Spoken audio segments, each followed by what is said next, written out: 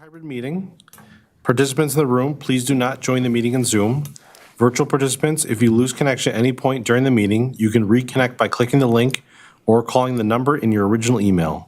Members attending virtually, if you are able, please activate your video for purposes of quorum and keep it on for the duration of the meeting. Staff, if you are able, please activate your video when you are speaking. Members of the committee, when you wish to speak, ask questions, or request a roll call vote, please raise your hand or raise your hand virtually. Those in the room will have their microphone turned on, which actually it's already on, or the chair will at least recognize you to speak. Those attending virtually can unmute themselves when recognized. When you are finished, all should mute themselves. Members of the public who have registered to speak, those appearing virtually, the name you entered in Zoom must match the name you entered in registration. You will remain muted until called upon. If you are here in person, when you are called to speak, please approach the desk there with the microphone and you will be recognized. For all registrants, the clerk will tell you when your time is up. After all public speakers, a member of the body may ask you a question. If you need to share documentation with the committee, please send it to the email listed on today's agenda. Thanks. Chair, the floor is yours.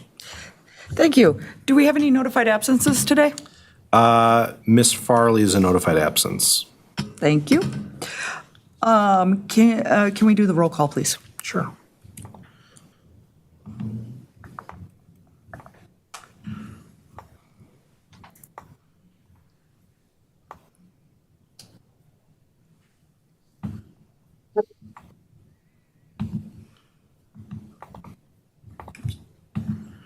Aldemiadzi? Present. Aldemiadzi is here. Alder Revere? Here. Alder Revere is here. Mr. Baruchuk? Here. Mr. Baruchuk is here. Ms. Farley is excused. Ms. Westra? Here. Ms. Westra is here. Alder Knox is not. And Ms. Carter.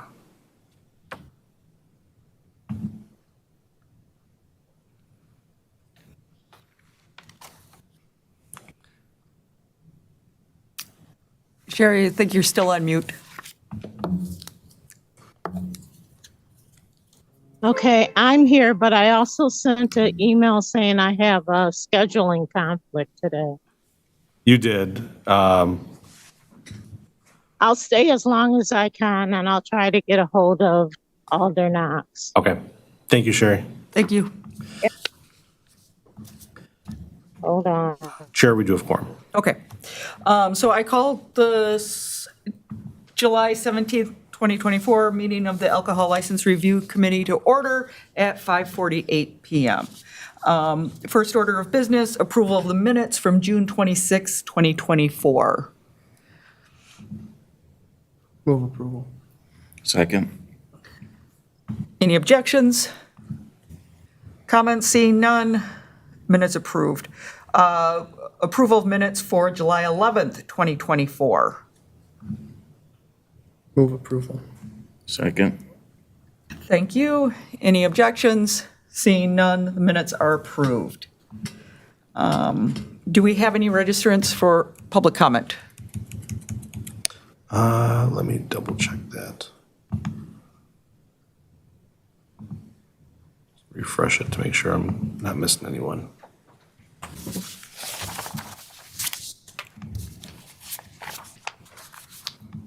We do not. Thank you. At this time, it's time for disclosures and recusals. Members of the body should make any required disclosures or recusals under the city's ethics codes. Are there any for this evening? Seeing none, it's time for the presentation of the consent agenda. Okay. So what I'll do is I'll just run over the consent agenda real quick as far as like what categories and what the recommendation is for those. So for the proposed consent agenda for ALRC meeting July 17th, 2024, recommend the council to grant change of agent items 3, 5, 6, and 7. Entity reorganization items 8, 9, 10, and 11. And then refer to future meeting ALRC Public hearing, new license items 17, 18, 19, 20, 21, and 22. And that's it. Committee, what's your pleasure? I'm sorry, and if I could, there was one more that I was gonna, that I've heard late. I'm sorry, so item 20, it's not item 22, it's actually item 26, for the Consolidated Management Company LLC. That one's misnumbered. But I was also wondering if the committee wanted to add item 15, it's a public hearing new license, Black Sky Investment LLC, to recommend a council to place on file without prejudice. I was notified after the consent agenda went out that the applicant, the sales fell through and that no longer pursuing the application. Okay.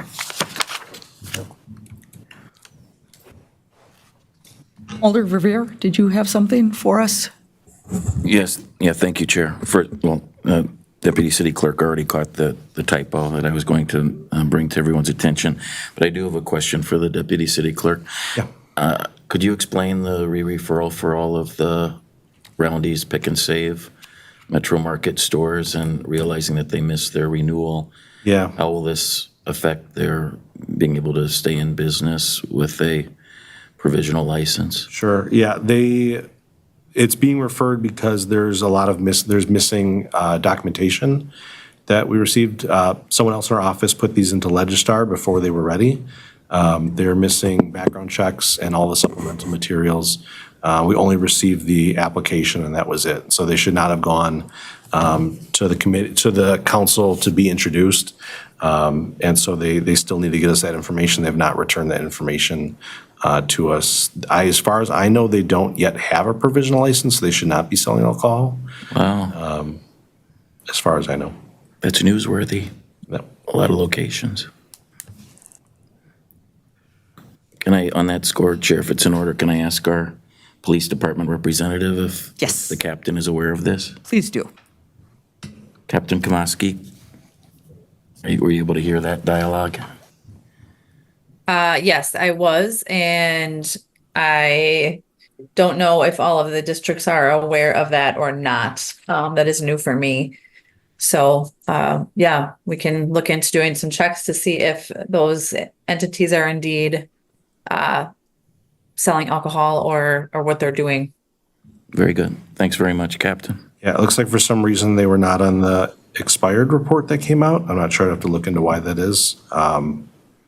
But I'll make sure that Oh, so then they probably were never visited by an officer yet. yeah, I'll make sure that for whatever reason they weren't on there before, they are on there now. On that note, could you also share with the committee at your convenience the latest report? Yep. Thank you. Thank you, Chair. I'd move adoption of the proposed consent agenda unless there are any others, unless there are any separations. Second.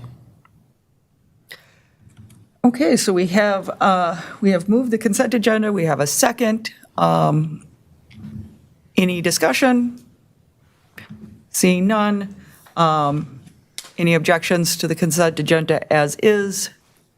Seeing none, the consent agenda is approved. Jim, if you could do the official read off of that, that would be great. Okay, so the past consent agenda for ALRC, excuse me, meeting of July 17th, 2024. Recommended council to grant item 3, change of agent, Graduate Madison Lessee LLC. Number 5, change of agent, Quick Trip Inc. at 4402 East Buckeye Road. Number 6, change of agent, Apple 9 Hospitality Management Inc. Number 7, change of agent, Quick Trip Inc. at 2538 Fish Hatchery Road. Number 8, entity reorganization for Luigi's Diner LLC. Number 9, entity reorganization, La Pepe Inc. Number 10, entity reorganization, 2089 Inc. Number 11, entity reorganization, Delmonico's of Madison LLC. Referral to future meeting of the ALRC.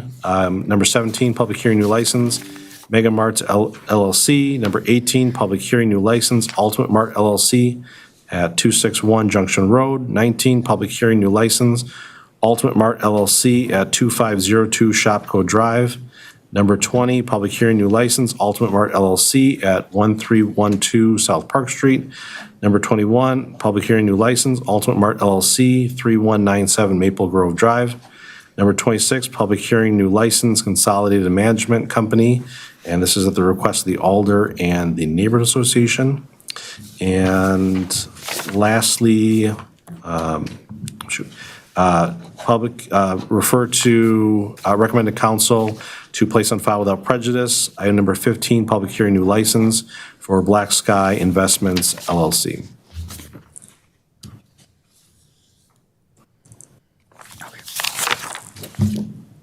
Thank you, Jim.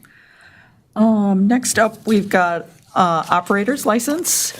Item number 2, operator's license application for Zachary Thomas. Do we have a registrant for this item? We do not. We do not. This is our second. Yeah, I think they were initially scheduled for a subcommittee meeting. They didn't appear to that, and then they didn't appear to the meeting later that evening last month.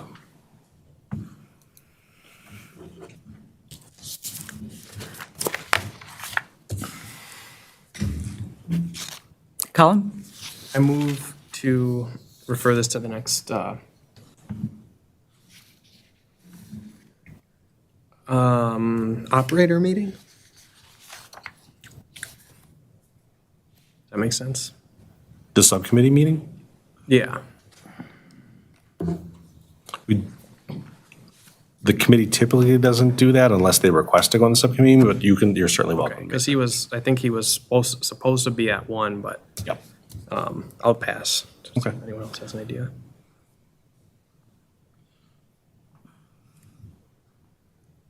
Alder Revere? Thank you. Well, I actually would move to place on file without prejudice, given that this technically is their third non-appearance today, as per the custom of the committee. And if there's a second, I'll just add one more thing. We got the second. so- Thank you. And Mr. Verbeek, if we do hear from the applicant, if you could let me or another alder on the committee know, we could refer it back at the next day, common council meeting. Okay. But it seems like the applicant's no longer interested, perhaps. Okay. Thank you. Thank you. Okay. It looks like we have Alder Knox. Yep. Let's see. Jim, do we have any items needing interpretation? We do item 27, I believe. Oh, I forgot to do approval, didn't I? Just so there's no confusion. Yes. Does anyone object to approval of number 2? Or to place on It's a file without file for prejudice. the, Yeah. yes, without prejudice, the operator license. Seeing none, that's approved. Okay, Jim, do we have any items for approval or interpretation? We do. Item 27. Let me make sure if we have registrants for that item. It looks like we do. The agent for sure is registered. Okay, so next up, item 27, La Quilita Mexican Restaurant and Grill doing business as I'm going to butcher it, El Guala Real, 226 State Street. And it looks like the agent is Paulina Vengas.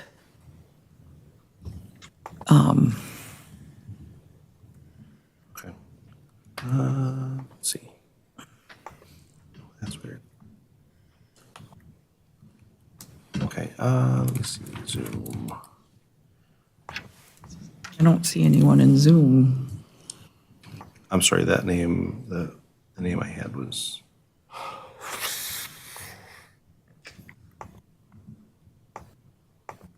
Looking for Ricardo Vera?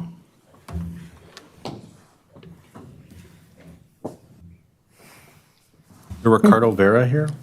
Oh, you if you want to come up to the. Right. Adriana, if I can have you raise your right hand, you affirm you'll accurately interpret English to Spanish and Spanish to English? I swear. All right, thank you. Thank you. Hi. Welcome to the committee. If you could introduce yourself and tell us a little bit about your business, that would be great, and then we'll have some questions for you. Bienvenidos a nuestra reunión en el día de hoy. Si ustedes pueden hacerlo, se pueden presentar y contarnos un poco con respecto a su negocio. Después de eso, formularemos algunas preguntas. Muchas gracias. Mi nombre es Ricardo Vera y soy el manager del restaurante que Paulina quiere abrir en State Street. Y ella es Paulina, la dueña del restaurante y de la Juquilita. Good afternoon. My name is Ricardo Vera. I am the manager of the restaurant that Paulina here with me would like to open on State Street. She is as well, she's the owner as well of the Jocalita.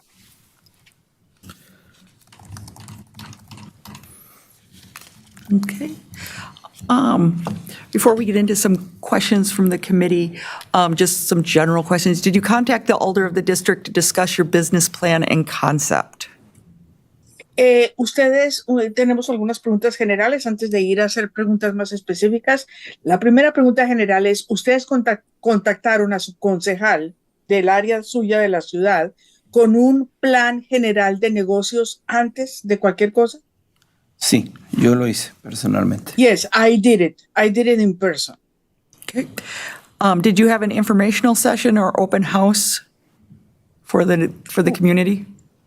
¿Ustedes tuvieron una sesión informativa o una sesión de casa abierta para el público general en el área? Sí, Yes. And did you contact the police department district captain? Y ustedes contactaron al capitán del departamento de policía de ese distrito. sí. Yes. Committee, what questions do you have for the applicant? Comité, ¿qué preguntas tienen ustedes para el aplicante?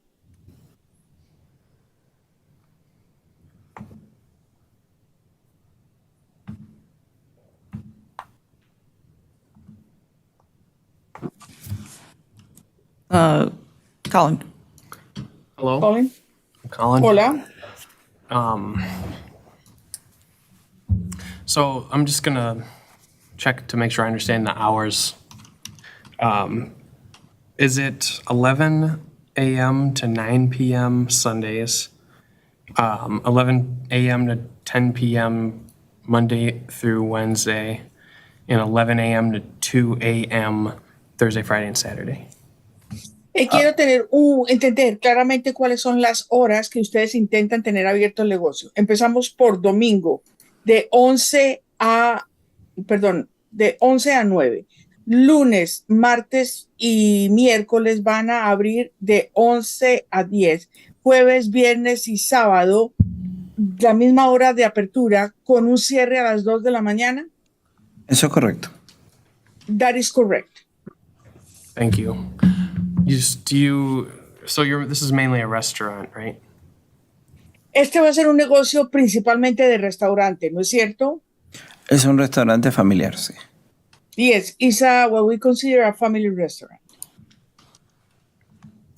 Okay, that's all my questions. Thank you. Gracias. Esas son todas mis preguntas. Gracias.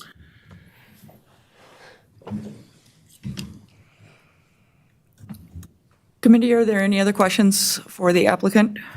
I see one hand up. Attorney McReynolds.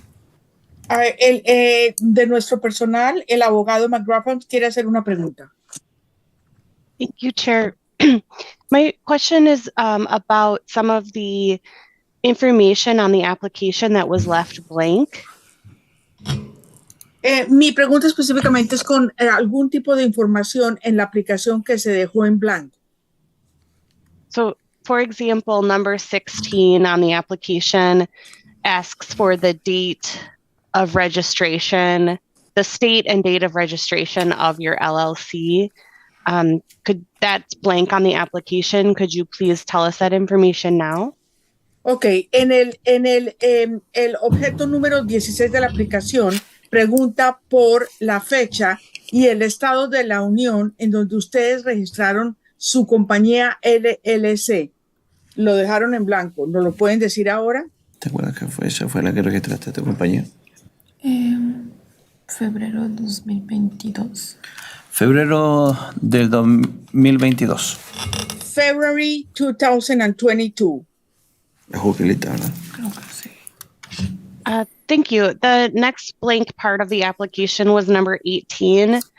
You need to list a registered agent for your LLC.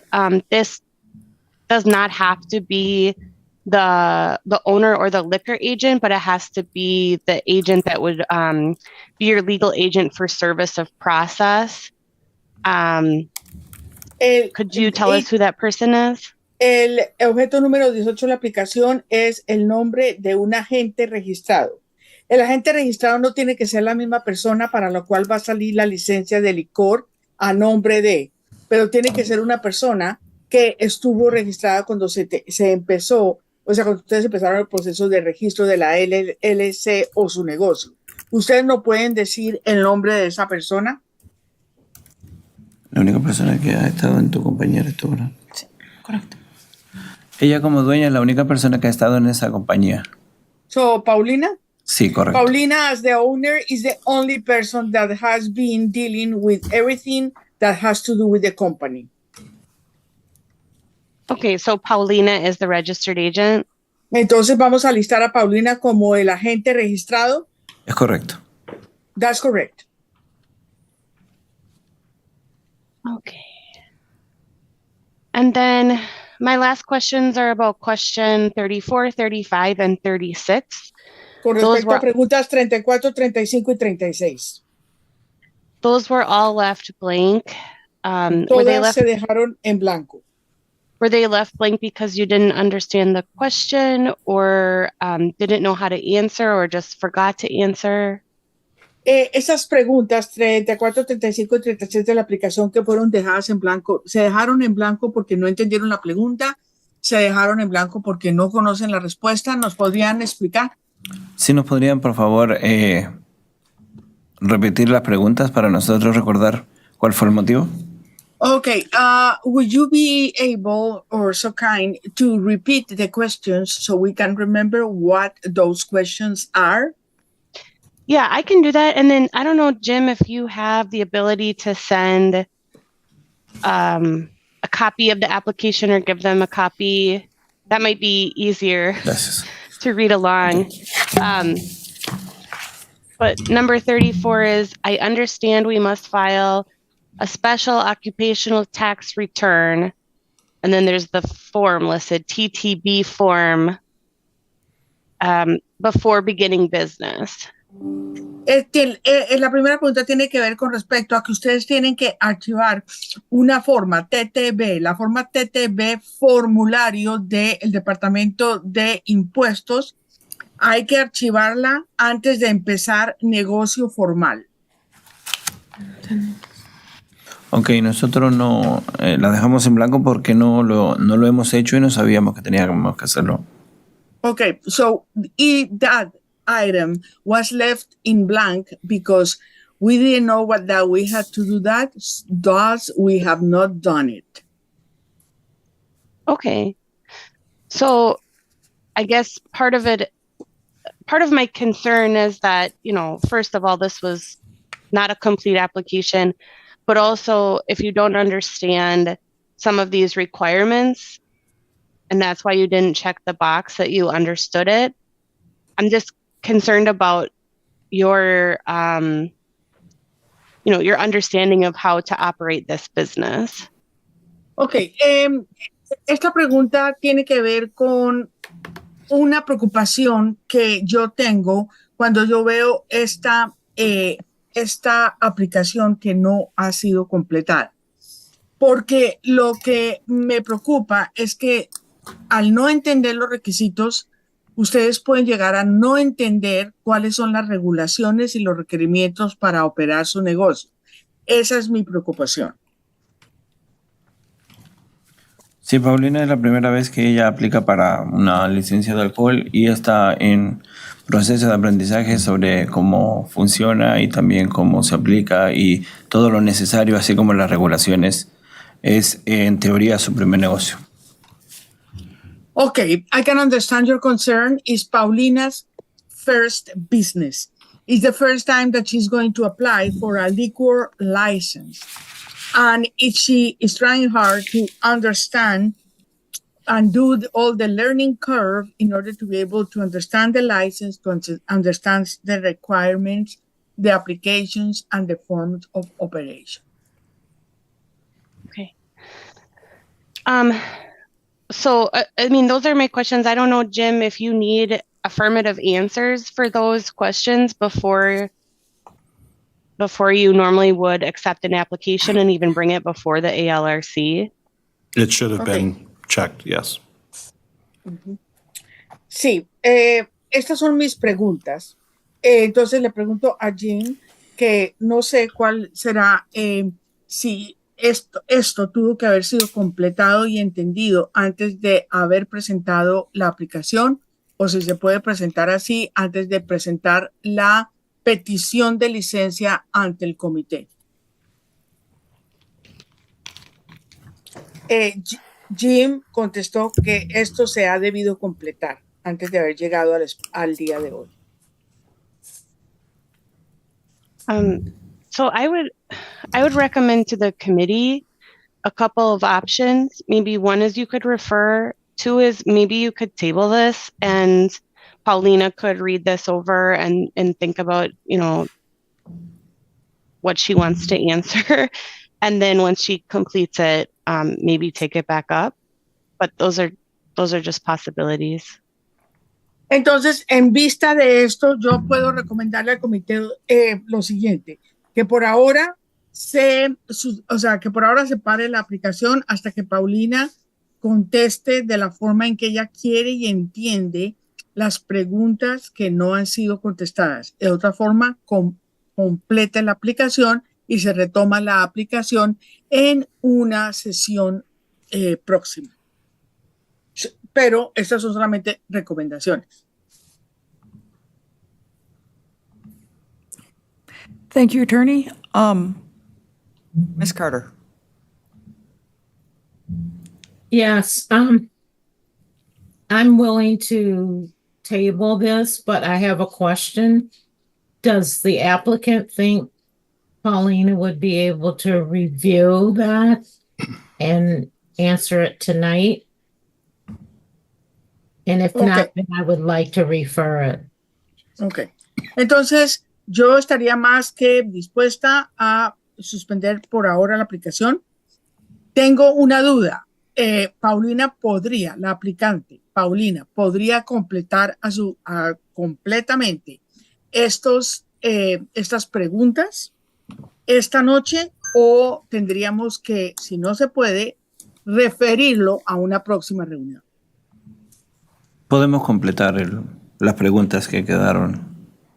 Okay, we are able to complete these unanswered questions from the application right now. With that said, I would like to table item 27 and allow the applicant to come back later on tonight. Entonces, lo que yo propondría sería en ese momento parar el proceso de aplicación, que Paulina complete a su conocimiento todos los puntos que dejaron sin llenar en la aplicación y los volvemos a llamar un poquito más tarde dentro de esta reunión. I'll second that motion. Yo secundo esa moción.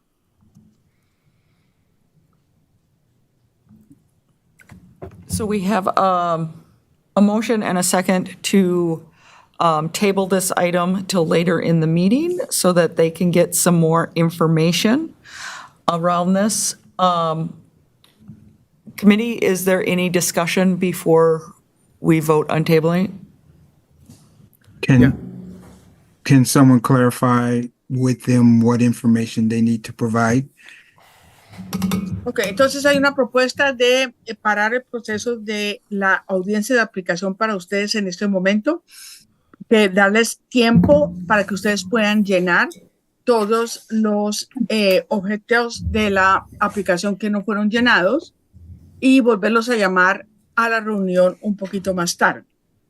El concejal Knox del Distrito 14, él pregunta, ¿hay alguien que les pueda ayudar en este momento a llenar todos estos puntos?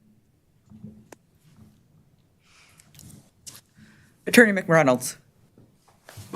So if I understood Alder Knox's question, it's which questions need to be completed.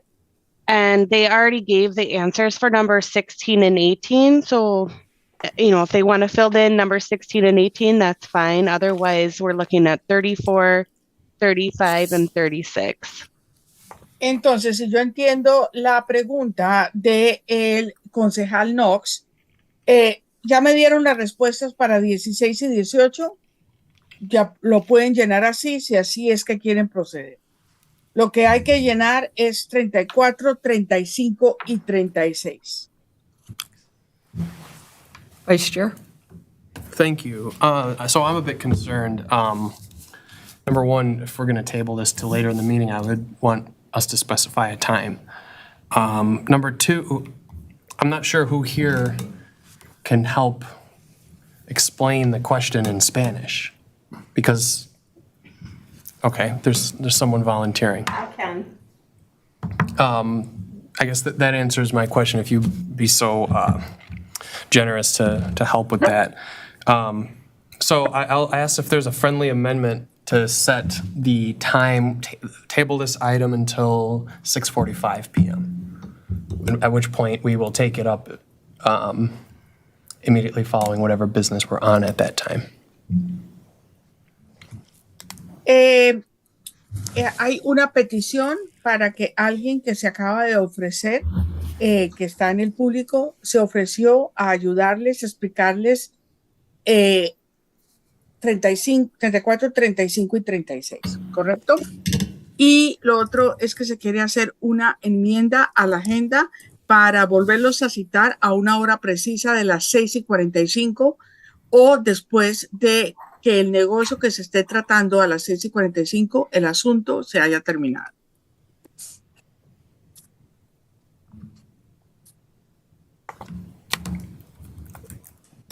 So, Jim, who did the motion? Was that Ms. Carter? Or Alder? Second by Knox. No, Carter. Carter did the motion. Yep, I and Knox seconded, yep. Yep. Is Collins' amendment friendly? Yes. Se llama una enmienda amistosa a la gente. El concejal Carter la propuso, el concejal Knox la secundó. Seeing no further discussion, any objection? Alder Revere. Thank you, Chair. Before we proceed to a vote on this motion, I did want to engage in a bit of a colloquy with the applicant because there might be one more question that they might wish to contemplate as they're reviewing their application. Ok, interrumpo porque antes de que votemos en esta enmienda amistosa, yo revisando la aplicación quiero preguntarles una aclaración en alguno de los puntos de la aplicación que de pronto ustedes quisieran reconsiderar antes de completar toda la aplicación, antes de volverlos a escuchar a las 6:45. Welcome, Paulina and Ricardo. Ricardo, as you know, we spoke on the phone a week or so ago, I think it was, since the restaurant's proposed to be in the district I'm elected to represent. As part of our good conversation, I had expressed some concern about the proposed revenue percentages of food versus alcohol. Did you have a chance to discuss that with Paulina? Ok. Bienvenidos a la reunión de la noche de hoy. Roberto, yo sé que nosotros hablamos en una parte, en inicio de este proceso, y la razón por la cual tuvimos esa conversación es porque ustedes proponen abrir este negocio en el distrito de donde yo soy concejal. Una pregunta que tengo es que estoy un poquito preocupado por los porcentajes de ganancias por el negocio, porcentaje que ustedes esperan a ganar por venta de alimentos, o sea, porcentaje de restaurante con porcentaje por venta de licor. Esos porcentajes, como ustedes los pusieron ahí, me preocupan un poco. Nosotros lo ¿Usted tuvo conversamos. la oportunidad de conversar con Paulina? Sí, nosotros lo conversamos y de hecho yo mandé un correo electrónico, pero hubo un error y se regresó. No sé si finalmente llegó el correo electrónico para cambiarlo a 55% de comida y 45% de alcohol. Okay, yes, we discussed this with Paulina, and indeed I sent an email with some corrections to these percentages. Unfortunately, I received the email stating that it couldn't be delivered, but I try again and I don't know if it was delivered or not. In that email, and after our discussion, we propose 55% income due to food and 45% due to alcohol sales. Thank you. Were there any other proposed corrections to your application in that email that the city clerk's office may or may not have received? ¿Usted puso algún otro tipo de corrección o enmienda en ese correo que el secretario de la ciudad pudo o no haber recibido? No. No, Okay, thank you. So gracias. if the committee does place this item on the table and allow you time to review the application, again, you would amend question 25 related to the percentages, food versus alcohol revenue, correct? Entonces, si se aprueba la enmienda de volverlos a llamar a la reunión a las 6:45 para darle la oportunidad para darle la oportunidad de completar la aplicación, por favor tienen que ir al objeto 25, artículo 25 de la aplicación y corregir los porcentajes como me lo acaba de decir. And then the other area that we discussed in our conversation was live entertainment. And so which is question 26 on the application. Perhaps, if I could hear directly from Paulina, please. Paulina, could you share with the committee exactly what types of entertainment you're considering offering to your patrons?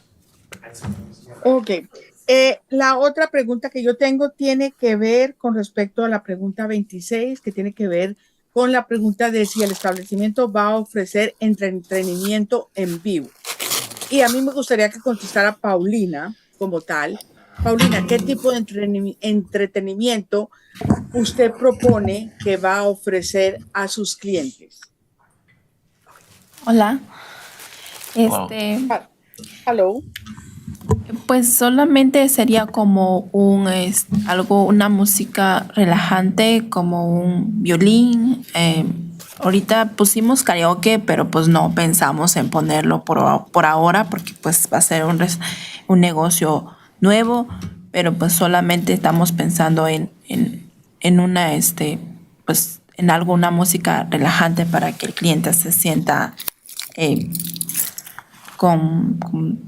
a gusto. We are thinking about some sort of relaxing background music, for example, violin music or something of that sort, for the customer to relax while they enjoy the meal or whatever. At some point, we thought about karaoke, but that is not going to be an option. We are a new business, so no, that is off the table for now. Thank you. I appreciate that. So Gracias, aprecio la respuesta. on your application, the question is, do you plan to have live entertainment? And the box yes is checked. And for the follow-up question, what kind? Karaoke and guitar play is specifically mentioned. So you might wish to also review question 26 if the committee would like you to look at the application again in writing tonight.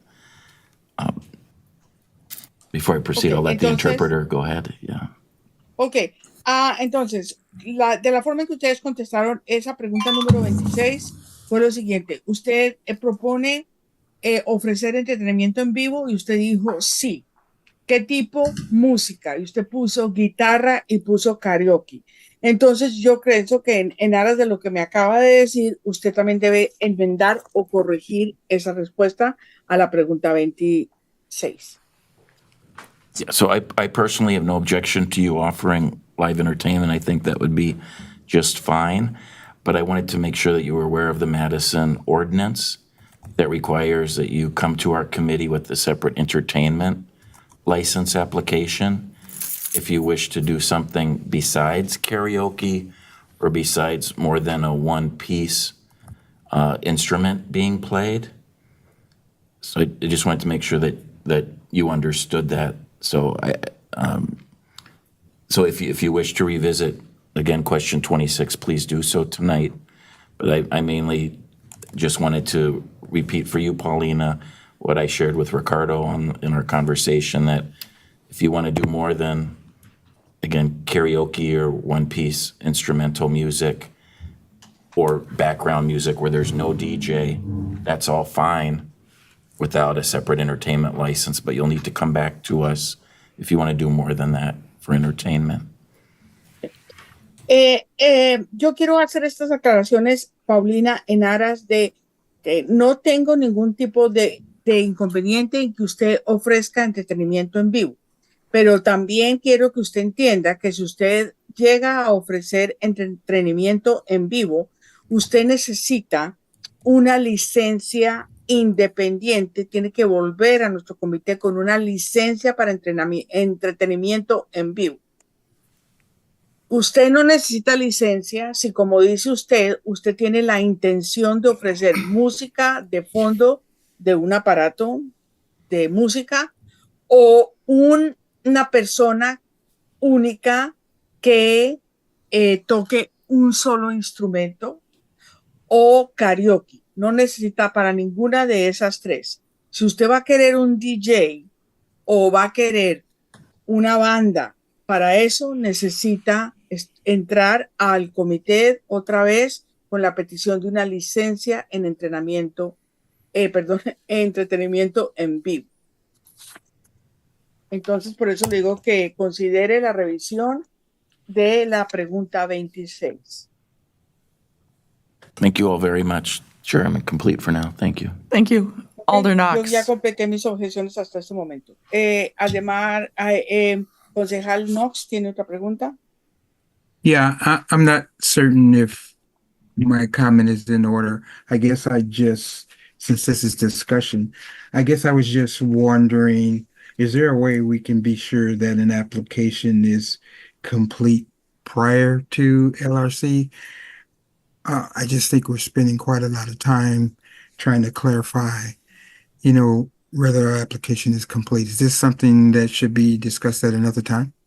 Chair? Let's discuss that with the clerk's office report.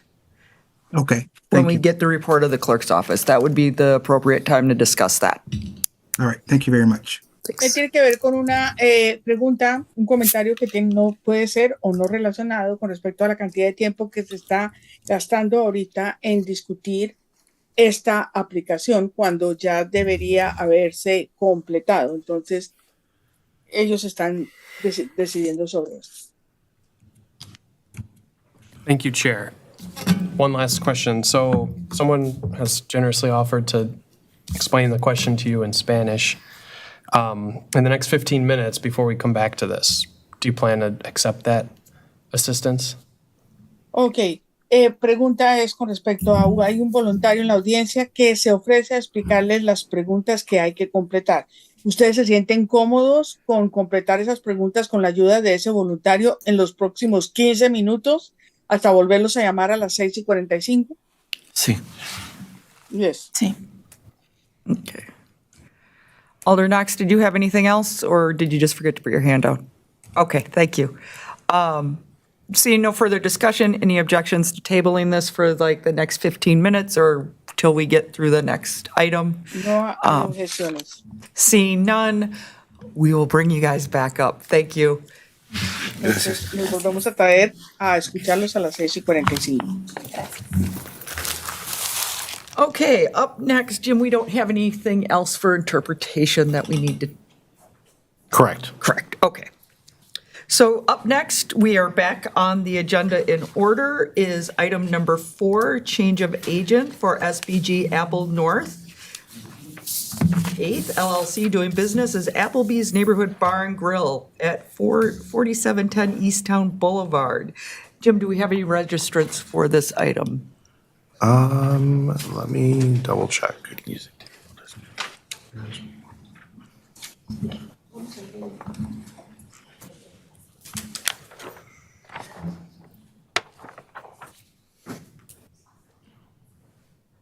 I was just thinking you could use that table if you want to, because they'll be writing. Yeah. I thought we did have a registrant for this item, and I thought they were in attendance, but I'm not seeing them anymore. I know I spoke with him earlier. He said he was on vacation today, but that's why he wouldn't be able to attend if he wasn't able to attend, so. And is this the first time we've had this before us? It's not. I know they were here, I have to look at the agenda. I think it originally came before us in maybe May. And it was on the consent agenda, I believe. Michael Donnelly had concerns because of something when they initially applied for the license, but no background check had been flagged regarding it. That was just in May. I guess it wasn't on the June meeting. So this is the second time it's appeared before us. Do we know what the concerns that Michael Donnelly had were? I don't recall. Would I this think it had one, to deal with something about alcohol service. And would this one have normally gone on it was on the it consent was on the agenda. consent agenda, but it was pulled off. Okay. So a former committee member flagged it. And it meets all of the points for the consent agenda. Correct. Committee, what is your pleasure? I move approval. We second. So we have a motion to move approval and a second for item number 4. The committee, is there any discussion on this item?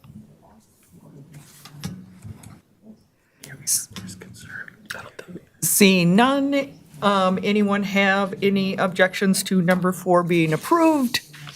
Seeing none, item 4 is approved.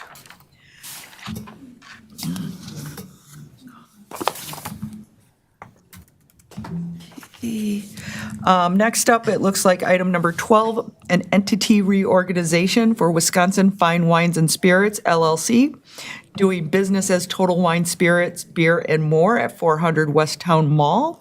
Do we have any registrants for this item? Let me see.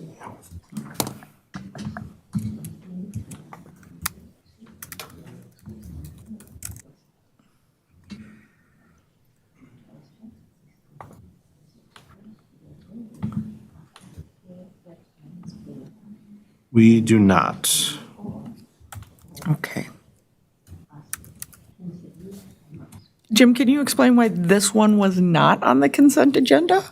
Let me double check that. Well, if I could just jump in, please, Chair. While you're reviewing that in Legistar in our packet, Mr. Verbeck, I don't see the exhibit. It says, in response to one of the questions, see attached Exhibit A, and there's no exhibit in Legistar. Would you have that exhibit? Perhaps that exhibit might shed more light on this.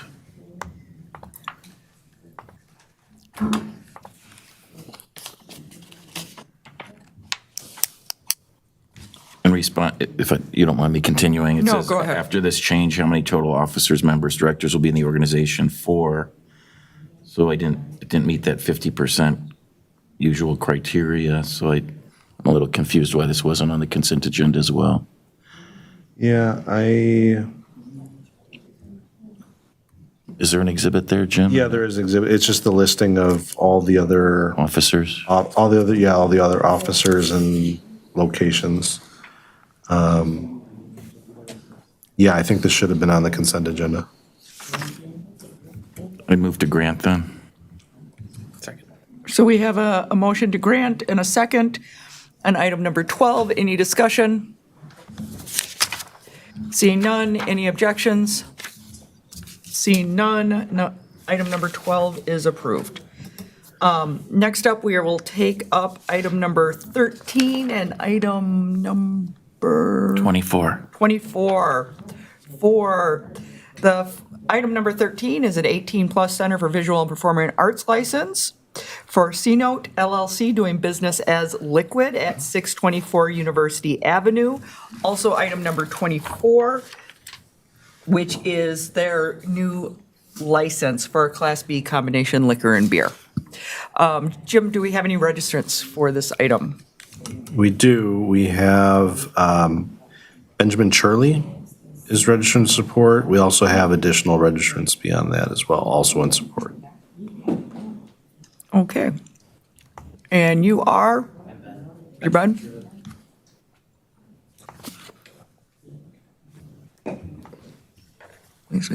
Okay, Ben, if you could introduce yourself, what you're planning to do with Liquid, and then we'll have some questions for you.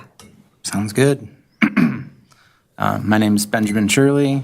I'm a native of Nebraska, and I moved here to Madison in December of 2009. So I've been here about 15 years. I've worked in hospitality, food service, event management, promotion for about 20 years. And I've been working at Liquid for over 8 years. I started there on January 1st in 2016. And asking for the committee to grant transfer of ownership of the business so that we can continue operating an established and well-respected business at 624 University Avenue, Liquid and Ruby. And that's what we're looking to do with it, continue the operation that we have been running. It's an 18-plus entertainment venue, completely event-based. We only open for events, and we program typically every Friday and Saturday night with electronic and dance music concerts. And then we host private events with a lot of UW student organizations, some company parties, conference welcome parties and after parties, and also host events with other promoters in the region occasionally on other days of the week, including Thursdays, and then whenever events pop up or there's an artist that we can't get to come on a weekend, and we look for another date. Okay.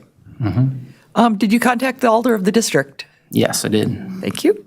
And did you have an informational session or open house? Yes, we did have an open house. Thank you. And did you talk to the police department district captain? Yes, I did. Thank you. Committee, questions for the applicant? Ms. Rushak. Thank you. Thanks for coming. So what's the ID check process? Just walk through it with. Yeah, we have a fairly sophisticated ID check process that we've developed over the years. It starts with our door person. We have security staff with some of the security team, specially trained. Darius, who's here with us, is our most senior lead security.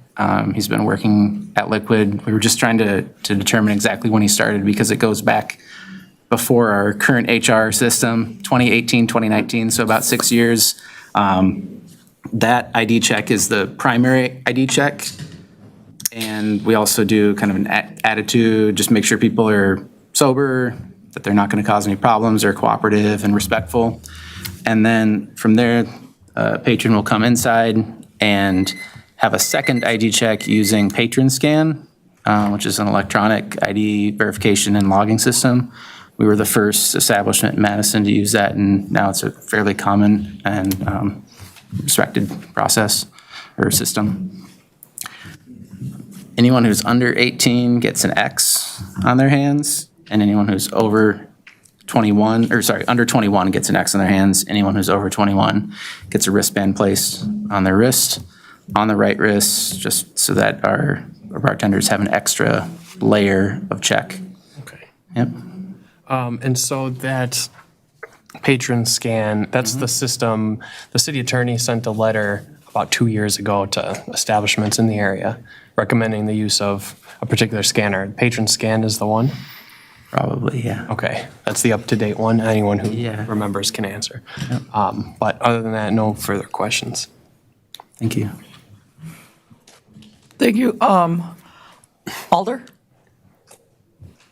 Yeah, I'm just wondering, how was community engagement and your talk to the captain? How was everything perceived, and were there any concerns by the constituents?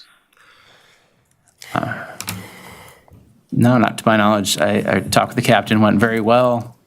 We host the tavern safety training session the last 2 years with Madison Police Department at Liquid, and I think maybe Captain can speak to how that went.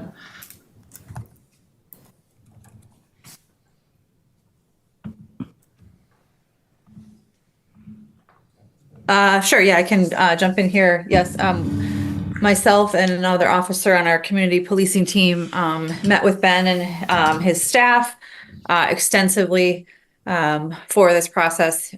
He has, his business has been operating very successfully and has really been a model establishment downtown for how a business, how we consider a business should be run. So very appropriate ID checking, very few calls for service to that building. They have extensive security in place and just a really good, solid business plan.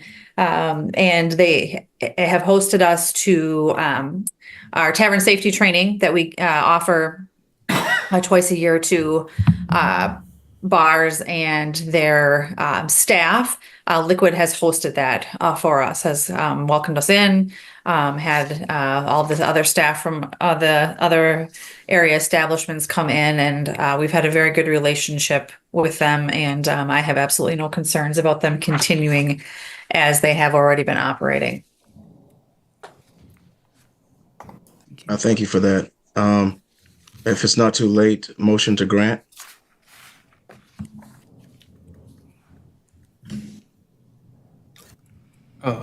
Second. Second. Well, so we have a second. We have a motion to grant and a second. Any discussion? Attorney McReynolds. Thank you, Chair. I was hoping that the applicant could talk about number 4 and 5 on the application for the entertainment license. Those were not checked. And my question is whether you're currently doing that now, or if this is a change you're hoping to make going forward with this application. Are those regarding the number of 18-plus events per week? Yes, the first one is about Okay. providing notice to the captain of the police district before 18 and up events, and then number 5 is about only having one per week. Yeah, I'd be happy to provide notice to the captain when those changes were instituted on the 18-plus entertainment application. We were informed that it wasn't necessary because we publish all of our events online and we're in good standing at that time. I think it was in 2018, and have continued as such. So, but I would be happy to send those to the captain each week or each month as they come out. Regarding the number of events per week, that is one of the conditions, or I guess absence of conditions, that applies to the existing license for the company operating liquid at the premises. And we're hoping to, or asking to have the existing conditions on that license passed on to the new license so that we can continue operating as we do with a focus on 18-plus entertainment and providing a place for people under 21 to safely and, having fun, but doing so in a safe environment. So we're asking for those existing conditions on the current license for the establishment to be transferred to the new license. Got it. And then if the committee members didn't see, Alder MGR did send an email, and he also was advocating for not having a limitation of just once a week on the license. If I may. Thank you. I have nothing further. Alder Knox. I think you're still on mute. Yeah, that was my question, the reference from the order regarding it being unnecessary to place a once a week condition on the license. Can staff explain that to me a little more clearly, what that condition is? Or anyone, the police or whoever? So it doesn't look to be a condition. It's the actual ordinance. It's an ordinance. And what's the requirement? So, Alder Verveer, I couldn't actually find this in the ordinance. If you know which part it's in, I thought I read the 18 plus section pretty thoroughly, and I couldn't find a rule about only having a once a week 18 plus event. But it's on the application. That was my confusion about this application. Well, it certainly, go ahead. Yeah, it certainly isn't a condition, Ben. So by the way, welcome, Ben. So the only condition on your license is the one that you're well aware of that all your neighbors and you have, which is, quote, no patrons are permitted to enter or re-enter the establishment after 1:30 a.m. on Friday and Saturday nights. Right.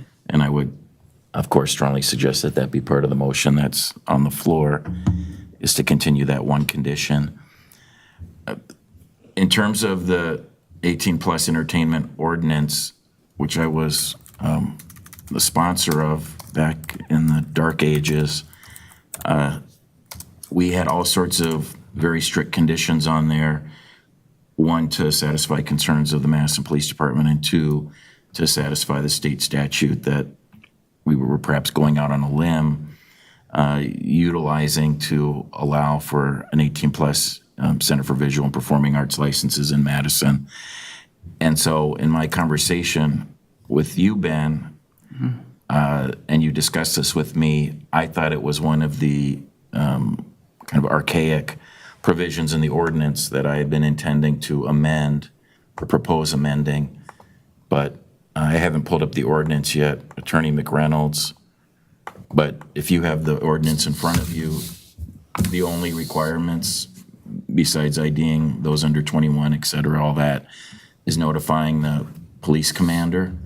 There's no other restrictions that you see there? Yeah, let me go through.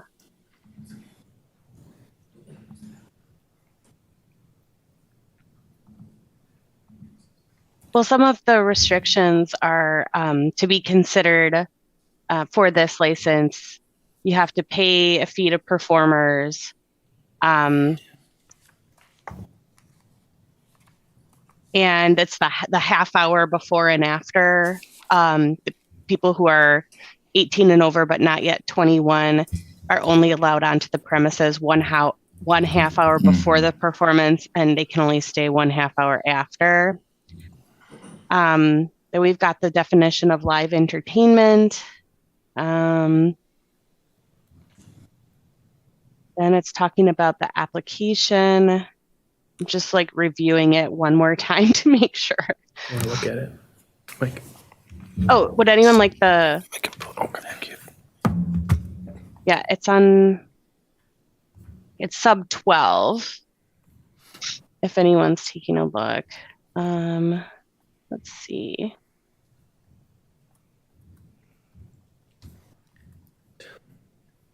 Yeah, and then it just talks about what's required in the application.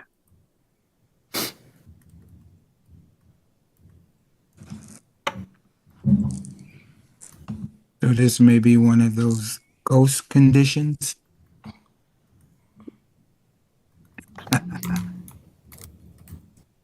I'm not sure why it's on the application if it's not in the ordinance required. It may have changed at some point and the application wasn't changed. That's what I'm thinking.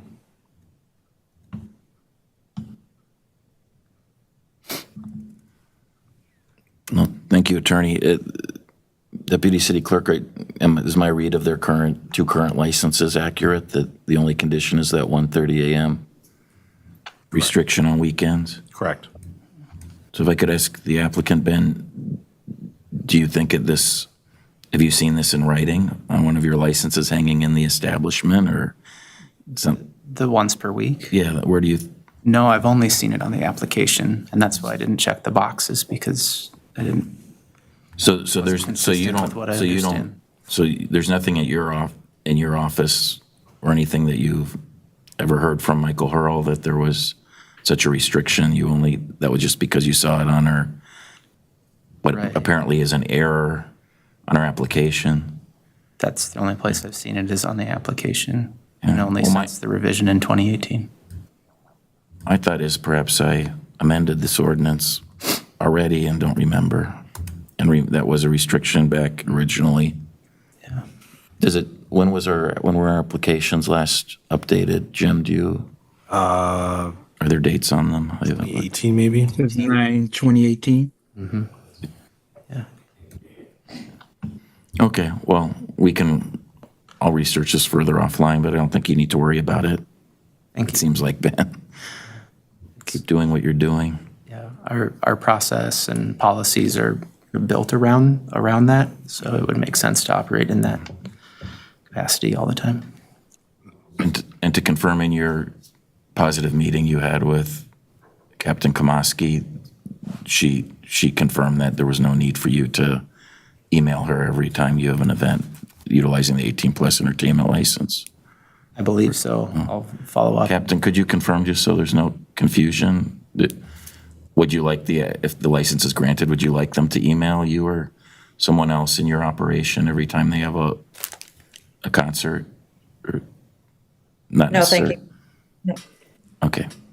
Thank you. If I could just say one last thing before we vote on, well, maybe I should, first I'll suggest again that we add the current condition to the motion. I presume there's no objection to that. But I just want to encourage my colleagues, I don't think there's any controversy here, but to say how much I've respected this applicant for many, many years, knew him well, because the establishment used to be in the district I'm elected to represent before the last round of city council redistricting. And as I shared with you, Ben, in our recent conversation, I always love it when employees come before this committee and are purchasing businesses from their employers. It's just wonderful. And speaking of employers, I want to say a hello and goodbye to Michael Hurl, who I'm sure is watching live from the Commonwealth of Pennsylvania right now. So hi, Michael, and it's always was a pleasure working with you all these years too, and I'll miss you, Michael.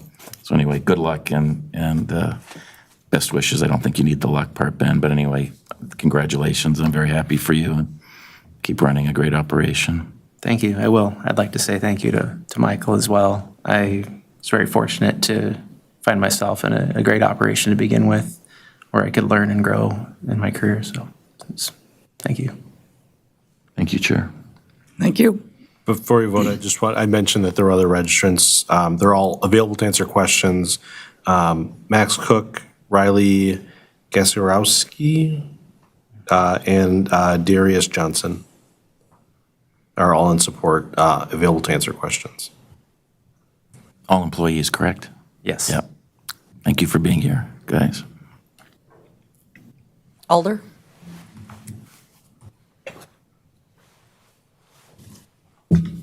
Which order are you referring You. to?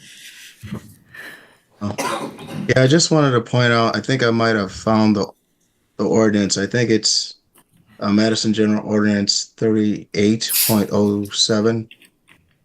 7 premises with liquor license may have individuals under 18 years old under certain conditions, but restricted to one night per week. That's Madison General Ordinance 38.077.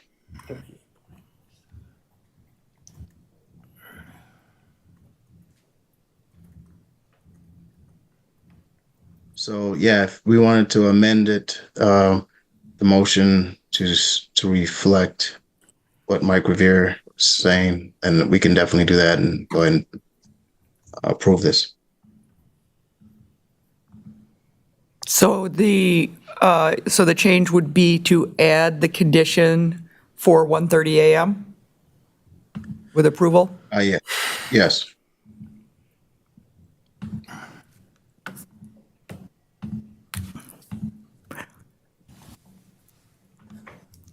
Alder Revere. Yep, Chair. Thank you, Chair. Alder Miadzi, could you repeat that citation you found? It was 38.07. What was the subsection? 7. So 38.07 sub 7. Yeah. Do you see that, Attorney McReynolds? What I'm looking at might be different. So let me just double check and see if it was amended recently.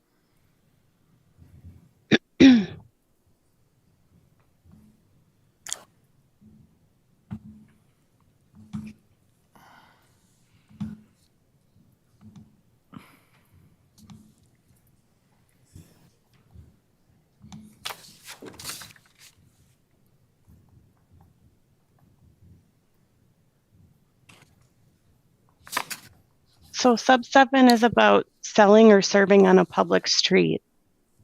Yeah, that's what I see as well.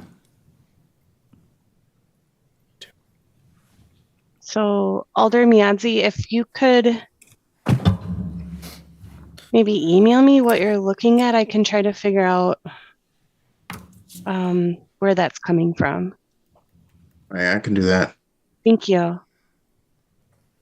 Yeah, thank you both. So we can get to the bottom of this and allow the city clerk's office to update our applications. It sounds like for the Center for Visual and Performing Arts licenses. Are we ready to vote? Yes. So we have an amended motion to approve the license with the current condition that are on the license, which is that no patrons are permitted to enter or re-enter the establishment after 1:30 a.m. on Friday or Saturday nights. Any further discussion? See none. Any objections to approval? See none. Items 13 and 24 are approved. Thank you very much. Thank you so much. Okay, and we will bring back up, now that it's 6:58, we're actually closer in time than I thought we would be for this, bringing this one back up. We will be back up item number 27. So if you guys could come back up, that would be great. Si pueden, por favor, volver. Vamos a reabrir el punto de la agenda número 27.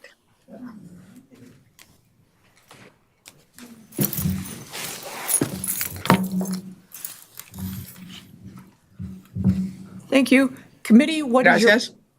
Committee, what is your pleasure? Mr. Bouchard. Thanks for coming. Comité, Me ¿qué pull quiere up. hacer? Gracias por volver. So the issue where we left off was related to the understanding that you have to file the special occupational tax return question. I'm just going to get this pulled up on my screen. Lo primero es el decirles que ustedes tienen que llenar una área de la aplicación donde dice que ustedes tienen el requisito, necesitan contemplar el requisito de llenar una aplicación para un impuesto de ocupación. Voy a abrir en mi computador esto. So what's the answer to question 34 and 35? ¿Cuáles son las respuestas a la pregunta 34 y 35 de la aplicación? Las dos respuestas son sí. The both answers are yes. And do you have an updated form to submit to the clerk? ¿Y usted tiene un formulario actualizado para someterlo a nuestro secretario? La copia que me dieron, The copy that you gave me? Or it was given to me? I gave them the original application to amend. Okay. Ok. Yo les di la aplicación original para corregir. And then I think the only other issue was question 26. Do you plan to have live entertainment? If yes, what kind? Any updates to that answer? Ok, y lo otro era la respuesta a la pregunta 26 con respecto a entretenimiento en vivo. ¿Tienen la respuesta? sí, la queremos corregir verbalmente porque no tuvimos el papel para hacerlo, pero la queremos corregir verbalmente. We want to correct it verbally because we don't have the piece of paper to correct it in a written manner.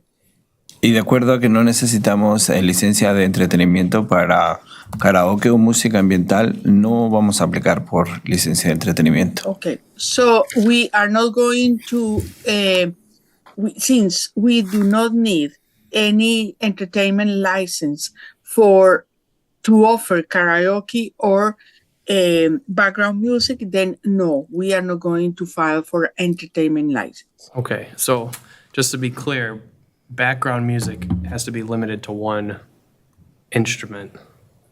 Entonces, es música que se toca o música que suena o música que se toca limitado a una sola persona en un solo instrumento. Lo entendemos claramente. Yeah, we understand that clearly. Okay. And then question 25 for the percentages. Any updates to the question 25? A Which la asks about, pregunta 25, actualización a la pregunta con respecto a los porcentajes de ganancia esperados de comida versus licores.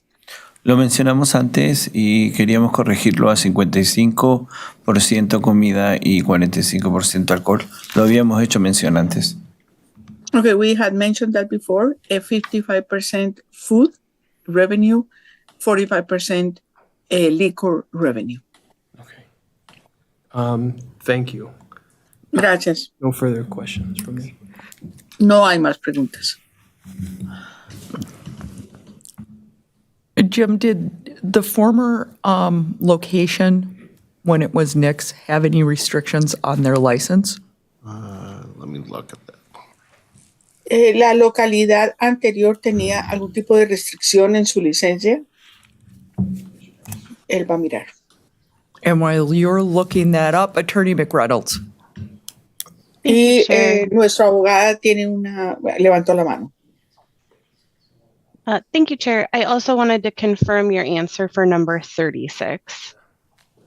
También quería confirmar su respuesta para la pregunta 36. En la respuesta para la pregunta 36 pusimos que no. Our answer to 36 is no. Thank you. I have nothing further. Gracias, no tengo nada más.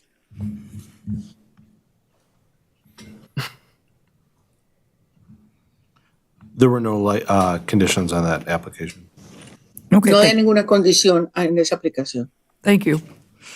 Gracias. Committee, what is your pleasure? Alder Revere. Comité, ¿cuál es su placer? Thank you. I move to grant with the condition that the establishment shall meet the definition of a restaurant as defined by Madison General Ordinance, Section 38.02 at all times. Yo quiero hacer una recomendación a garantizarles la licencia siempre y cuando ustedes estén de acuerdo con definirme específicamente la función de un negocio llamado restaurante de acuerdo a las ordenanzas de la ciudad de Madison. Second. And a second, and we have a second. Secundada. Thank you. And I certainly want to yield to Captain Kamaski in a second, but I just wanted to make sure that the applicant understands the condition, which I did discuss with Ricardo in our conversation. Interpreter, did you want to go ahead or should I Yo continue? quiero, antes de darle la palabra al capitán de policía, que obviamente necesita hablar, yo quiero que usted entienda lo que yo acabo de decir, que la aplicante entienda cuál es la definición y me demuestre la definición de un negocio conocido como restaurante de acuerdo a la ordenanza de la ciudad de Madison. ¿Se entiende? Sí, lo entendemos correctamente. Yes, we understand Yeah. correctly. Thank you. So for Pauline, Gracias. Sí, yo también entiendo todo lo Pauline. que está diciendo. Incluso Yes, ahorita que me explicaron del formato, lo voy a imprimir y lo voy a archivar antes de empezar a operar el negocio. Yes, I understand everything that you are saying, everything that you are asking. In fact, when that person offered to explain the application to me point by point, I am going to print it and I am going to file it, and we are going to be operating accordingly. thank you very much. I just wanted to say, don't take the condition personally. It's not that we don't trust you or believe that you won't be a bona fide restaurant, but in the State Street area, we're especially cautious about these things, and this is a very common condition. Dino and Nick's restaurant may not have had the condition because they've been in business for generations before there probably were conditions on alcohol licenses. But anyway, so I just wanted to explain that and certainly welcome you to State Street and wish you the best of luck. Ok, primero que todo les doy la bienvenida a State Street, a la calle State. Segundo, les deseo toda la suerte del mundo. Tercero, quiero explicar que el hecho de que esté pidiéndole el cumplimiento de esta condición de que ustedes entiendan qué es operar un restaurante bajo las ordenanzas de la ciudad de Madison, no es que no les creamos ni que le tenga la confianza para saber que van a operar un restaurante de la forma en que un restaurante se opera, sino que tenemos que ser muy cuidadosos con la calle State Street, por las licencias de licor que se emiten en esa calle. Y tal vez esto no era ningún requisito ni nunca se lo habían dicho a los del restaurante Nico o Dino, porque resulta que ellos tuvieron negocios hace muchísimos años, donde ni siquiera había estas condiciones. Simplemente era lo que yo quería explicar. Before I yield to the captain, just a friendly reminder to the deputy city clerk, could you please update and register the percentage food and alcohol? 45, 55. Yep, thank you very much for the Entonces, council solamente agenda. recordarle a nuestro secretario que por favor haga una actualización de los porcentajes de ingreso en el negocio: 55 comida, 45 licor. Thank you, Chair. Nothing further from me. Captain? Gracias. I'm sorry, Captain? Capitán. Yes, thank you. I did speak with them, and I do have concerns about alcohol being permitted to being served at this restaurant until 2 a.m. On Thursday, Friday, and Saturday nights. The sense that I got was that they are very earnest about this, but this is very new, and they're coming into our entertainment area that has a lot of issues and provisions and things like that with late night food. When I talked, I didn't really get a clear sense that they were understanding of how to train staff for ID checks and other things like that, just with them being so new to this. So I just wanted to let you know from my standpoint, and being new to this and not knowing what types of restrictions you all have placed in the past, I do have concerns about a place that is operating primarily as a restaurant serving alcohol until 2 a.m. Ok, yo quiero traer a colación una preocupación que tengo, específica con el horario de funcionamiento y el hecho de que ustedes pretenden servir licor hasta las 2 de la mañana los jueves, los viernes y los sábados. Yo soy nueva, como capitán de policía, soy nueva a esto y puedo no tener un conocimiento pleno de las restricciones y de otras cosas que tienen que estar en su lugar cuando un negocio en esta área, en State Street, la calle State, opera en estas circunstancias. Ustedes parece también ser nuevos al negocio de restaurantes, ser a un restaurante donde se va a servir licor a tan altas horas.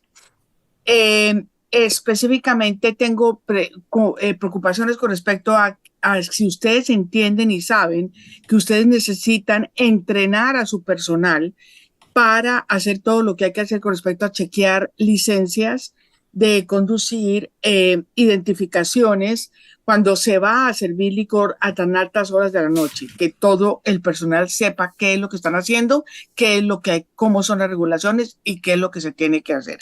Esa es mi personal preocupación.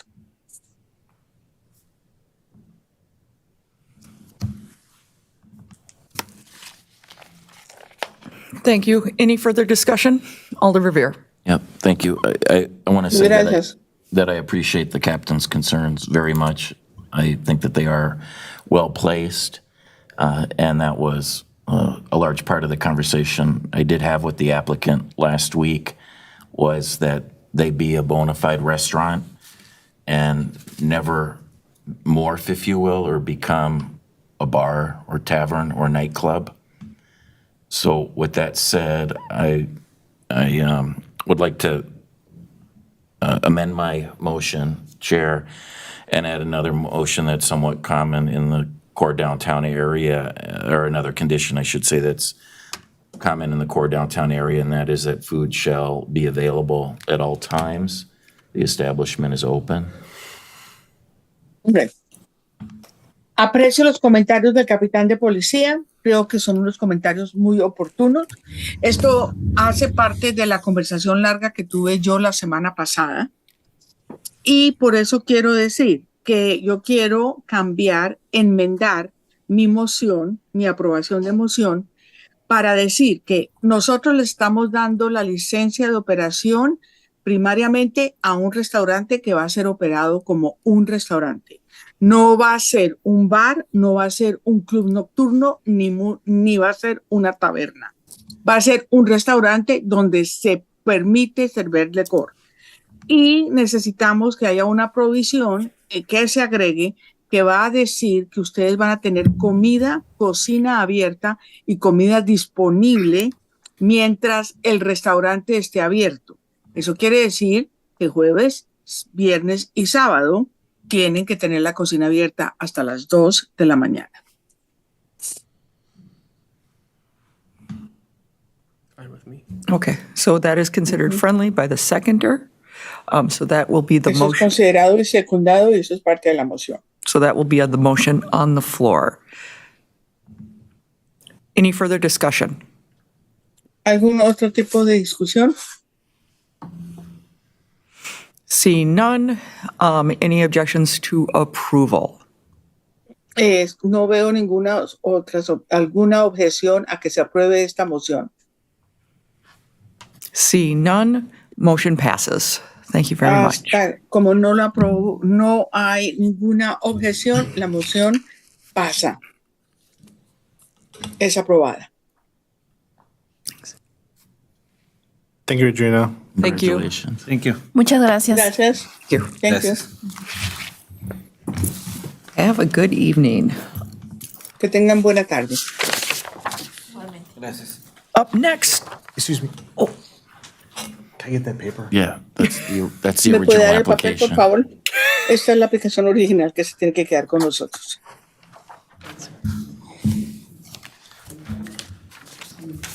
thank you. And Jim, we don't have any other need for interpretation tonight? We do not. Thank you, Adriana. Thank you. You're welcome. Have a good evening. Bye. Thanks. Up next, item 16, public hearing for new license for Madison Petroleum LLC doing business as Dion's at 2301 Commercial Avenue. Harminder Basara. Okay. Do we have any registrants, Jim? We do. Excellent. My thing crashed, and he told me he registered, I believe him. Okay. And Harminder, if you could introduce yourself and tell us a little bit about what you're planning on doing. Actually, I'm already have the license from 2013. I just missed a day, and I had to reapply the next day, and here I am for that. So, didn't have any issues before or anything like that. So Jim, this is one that missed the renewal? Correct.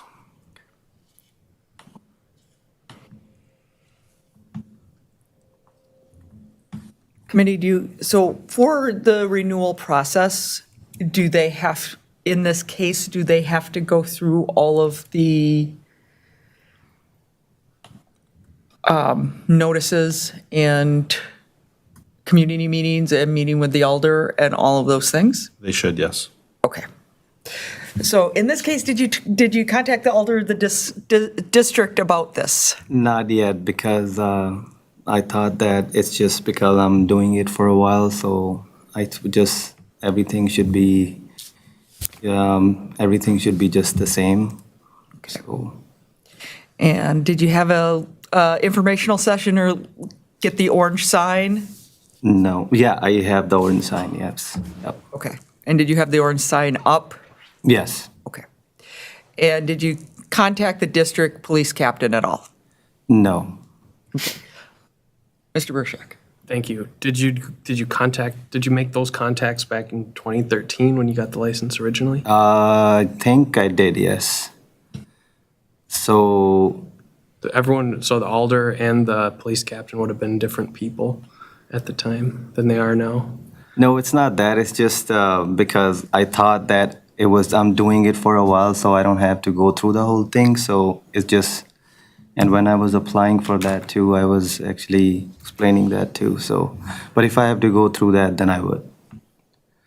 Thank you. I have a question for the attorney. Go ahead. Attorney McReynolds, so technically if they did talk to the alder in the neighborhood back in 2013, that would still count as, for the purposes of our ordinance, for making those required contacts before the ALRC meeting. Is that correct? I don't think so, because this is considered a new application, even though I understand the circumstances make it more like a renewal. It is a new application. Those things were all things that were on the application that they checked off. I will note, for number 30, where it says, I agree to contact the police department, he actually did check no for that. But yeah, I think those are required and those should have been done before this meeting.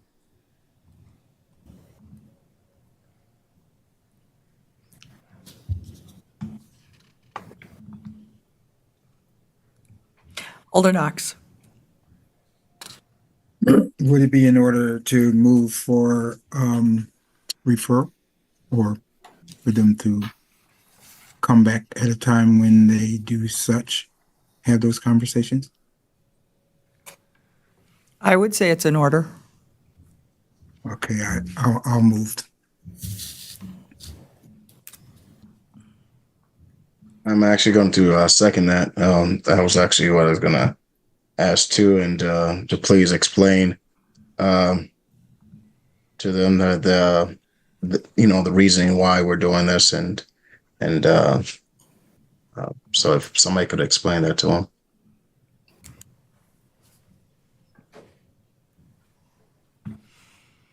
Okay. Alder Revere? Thank you. Do you currently have a provisional license? Are you currently selling beer? Yes, I am. When does that expire? Do you know? 6/26. So So it already expired? yes, Well, no, your regular license would have gone through June the June 30th. 30th. Yes. And then, did you not receive a provisional license? No. Why would that be, Mr. Verbeek, if you could answer? Well, he's checking on that. there are others on this agenda in the same situation. When you miss the hard renewal deadline, we do typically allow you to secure a provisional license to hold you over several weeks until you can go through the process all over again. When I was there to apply that the next day on the 1st, after the 30th, I think I explained that, and they gave me that sticker to put up in there, and I did not receive any. Sticker being the orange sign? Yeah, the orange sign, yes. Yeah, but I But didn't no one receive at anything. the counter, they didn't offer you a provisional license? Maybe you had a newer employee help you that wasn't familiar? Possibly, yeah, I don't see a provisional license for this one. Would they still possibly be eligible, Jim? or no? I usually leave that up to the attorney's office to make. Yeah, I know that you have them approve it in the city attorney's office, but I hadn't forwarded that one because I didn't know that this was one seeking a provisional license. legally, would that be possible? Just out of curiosity, or maybe Assistant City Attorney McReynolds would know one way or the other. I don't know if Assistant City Attorney Zillavi is the one that usually approves these. She is the one I usually send it to. Yeah, these provisional licenses for those that miss the hard renewal deadline. She typically is. I'm taking a look at the ordinance right now. Thank you. I'm just trying to see if we can help you out, even though Thank you, appreciate that. you didn't do what the minimal that was required of you because of the confusion with it being a renewal.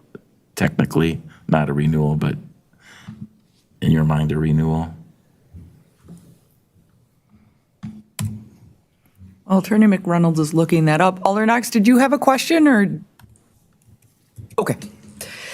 I didn't see it go down and up after you talked, so I just wanted to make sure. Attorney McReynolds. Yeah, so in the ordinance, it says that it may be issued. So I don't see any prohibition for this applicant to apply for the provisional license. So I would just recommend that go through the regular process and that Jim take a look at it and send it to Attorney Zillavi or myself if she's on vacation at that point. Thank you. And that would be valid for 30 days? 60 days. 60 days, okay. So that would certainly help you out a lot. Actually, I do want to mention to Colin's question is, in 2013, I did not actually even meet the elder because he approved me without even meeting me. So I did not go through this whole process, kind of, so. It was actually 2014, according to the 2014, records I yes. looked up. 14, Yeah. yep. I was there. I was looking at the minutes to the meeting. So you must have come to our meeting. We wouldn't have granted you a license if you I didn't came with my come. brother, I remember that, but it's 10 years now, so. 10 years. So you didn't meet him. Did you talk to him though? No? I don't remember maybe, but maybe you have beard or maybe mustache or which I can't recognize it.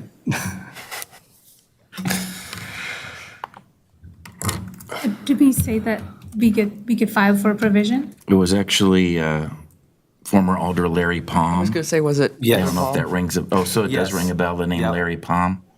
Larry, Otherwise, before that, it would have been someone named Alder Rhodes Conway. Yes. Oh, wow. Like 10 years ago, I was trying to be in the Wayback Machine of who was, When the business was granted a license in 2011, it was Alder Rhodes Conway. But when you purchased the business, it was Alder Larry Palm. And Okay, yeah, that rings the bell. you were here in April of 2014. Yes. Yep. okay, so I think we have a plan for going forward. We have a motion and a second to refer it to the next meeting of the ALRC so the process can happen. I know we have one objection to record as voting no against this. Does anyone else have anything, or I don't think we need a roll call vote. Do you want a roll call? No. Okay, so just mark Colin down as voting no, and then we will just refer this to the next meeting so you guys can finish going through the process. Okay, and so the process when we talk about, so what's the next thing we have to do? It will be to meet with the alder, Okay, or at least reach out to the alder of the district and talk to them. This is still District 12, correct? So it's Alder Burris. Yes. Amani Latimer Burris is her name. You should call or email her. And then you will have the informational session or open house, so you just have to post a time of that and be available. And the, talk to the police district captain, who I don't know who is the North Side one right now, off the top. Jamar Gary. Captain Jamar Gary. Okay. And the provisional license, Jim, can you explain about that? Yeah, I can forward the application to the assistant city attorney, and if they say it's okay, I'll let you know, and then you'll have to pay the license fees for the whole year, plus $15 for the provisional license fee. Okay, sounds good. And then that's good for 60 days, which should carry you to Next everything, meeting. as long as everything goes smoothly. Okay.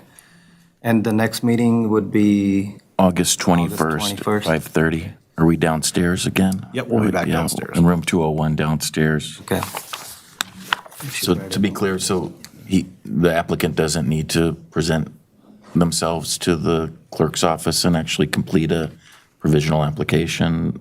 No, we don't have a separate You'll be done provisional it, you'll be application. done by you? Yeah. Okay, thank you. And reach out to you tomorrow and find out all this information.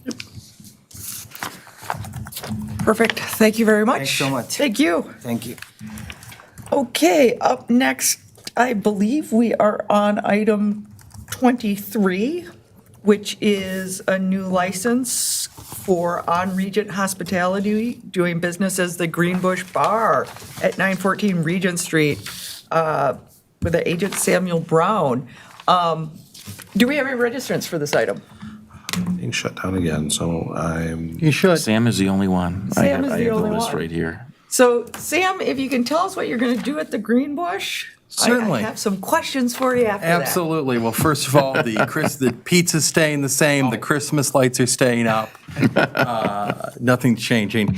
As you all know, my name's Sam. I am the owner and operator of Leopold's Books Bar Cafe and Fabiola Spaghetti House and Deli right up the street.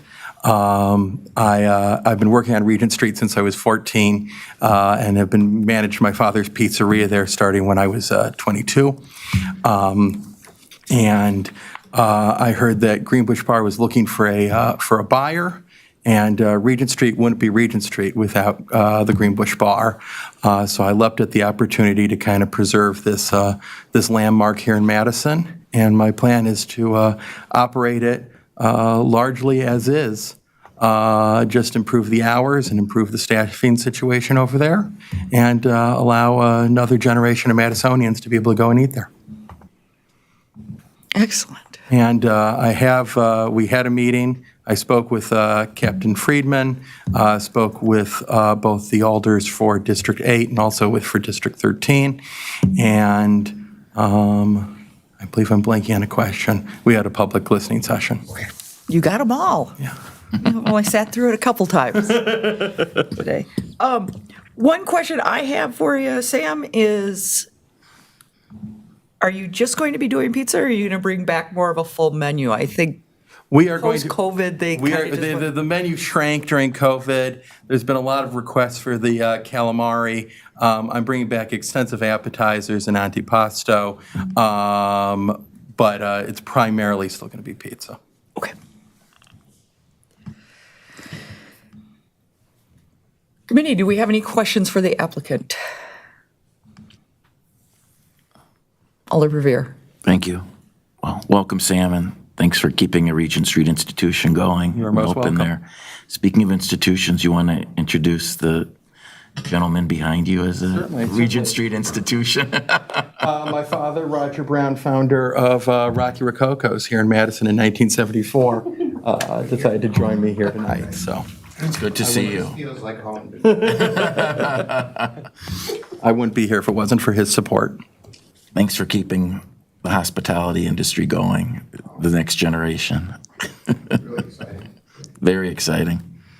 And thanks for all you do, Sam, for the whole community and the neighborhood there, in particular Neighborhood House and everything in the Regent Street and the Greenbush neighborhood. Thank you very kindly. Yeah. Attorney McReynolds. Thank you. I'm all about application completeness today, everybody. I'm guessing this is going to be the entertainment license question. Well, that, and before we get to that, you listed yourself as the licensed or as the liquor license agent. I'm wondering if you've taken the beverage server training course yet. I have taken the course. I have the paperwork. It dawned on me today that I need to go get that submitted. I will have that submitted tomorrow to the clerk's office. Awesome. And I'll pay for the provisional license. And then do you want to tell us about entertainment? That I think you probably heard earlier that solos count as solo acoustic is not entertainment, but under our ordinance, like a jazz duo might be. So Certainly. if you want to kind of clarify that. I will be completely honest. I was in a mad rush to complete this application at about 10:30 in the morning, the day that it was due. And I was looking through the application and I was like, you know what, I don't have time to put an entertainment license together, so we're not going to do live music. I can submit that at a later time.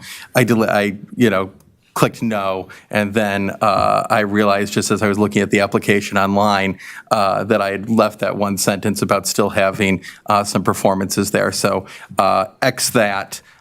We won't have performances until I submit for that entertainment license, which is a process that I'm well acquainted with because we have an entertainment license down at 1301 Regent Street. Great. Thank you. I don't have anything further. You had mentioned the provisional before. Was that about an operator license? Yes. You don't, if you're are you the listed agent on the? Yes. Yes. Yeah. If you're the listed agent, you don't need an operator license because if your name's listed on the license, then you can function as an operator would without having to get an operator license. Oh, wonderful. Only if you're operating somewhere else that you're not the agent would you need an operator license. Okay, perfect. We still need the copy of that beverage server training. Certainly. Okay.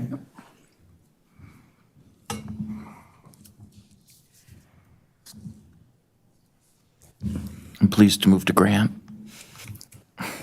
In a second. Any discussion?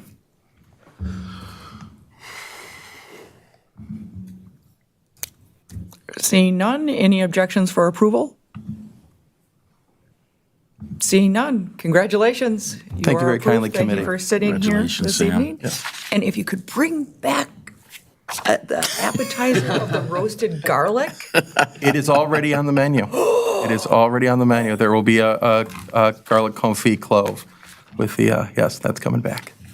You have no idea how often I get asked about that. I get asked about that. I get asked about the calamari, and I get or shoot a stern warning from people who are like, don't touch the pizza. Yeah.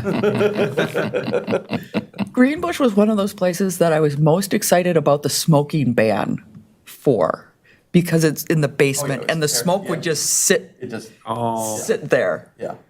It's still stained all the tiles. It's Yeah. still filthy from it. It's weird. I just visited a city where there is no indoor smoking ban, so it's quite the shocker when you walk in.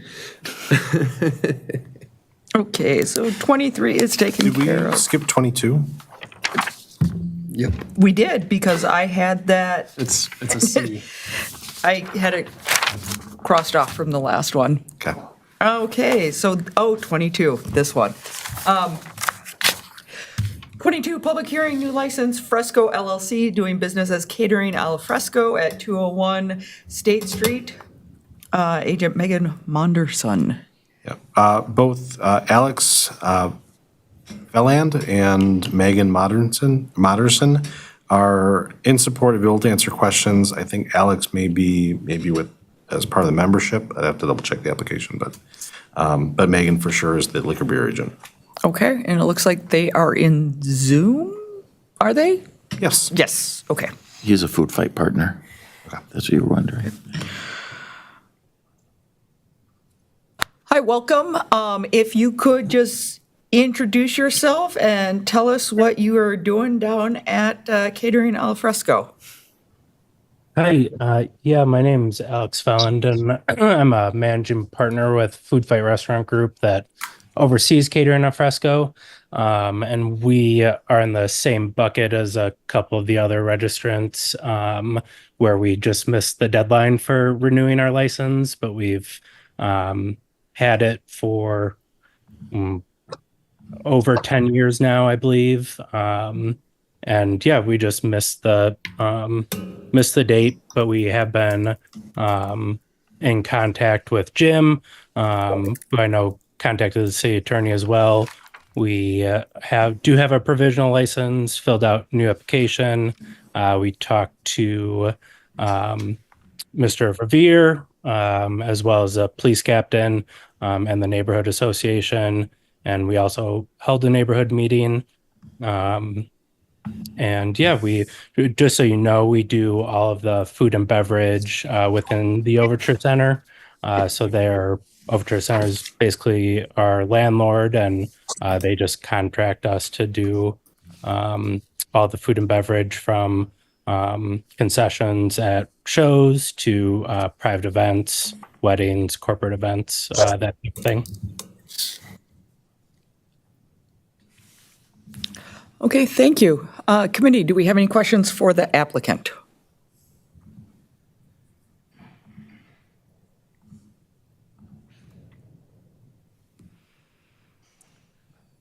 Seeing none. Alder Revere? I move to grant.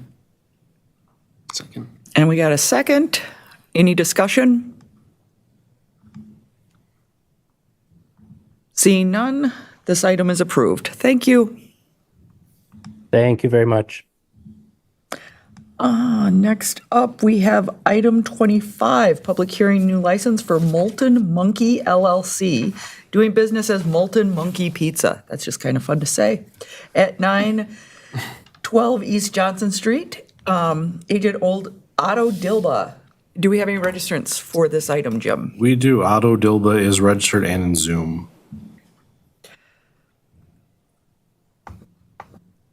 Okay, Otto, if you are there, if you could introduce yourselves and give us a little bit of information about what you plan to do in the old sales location.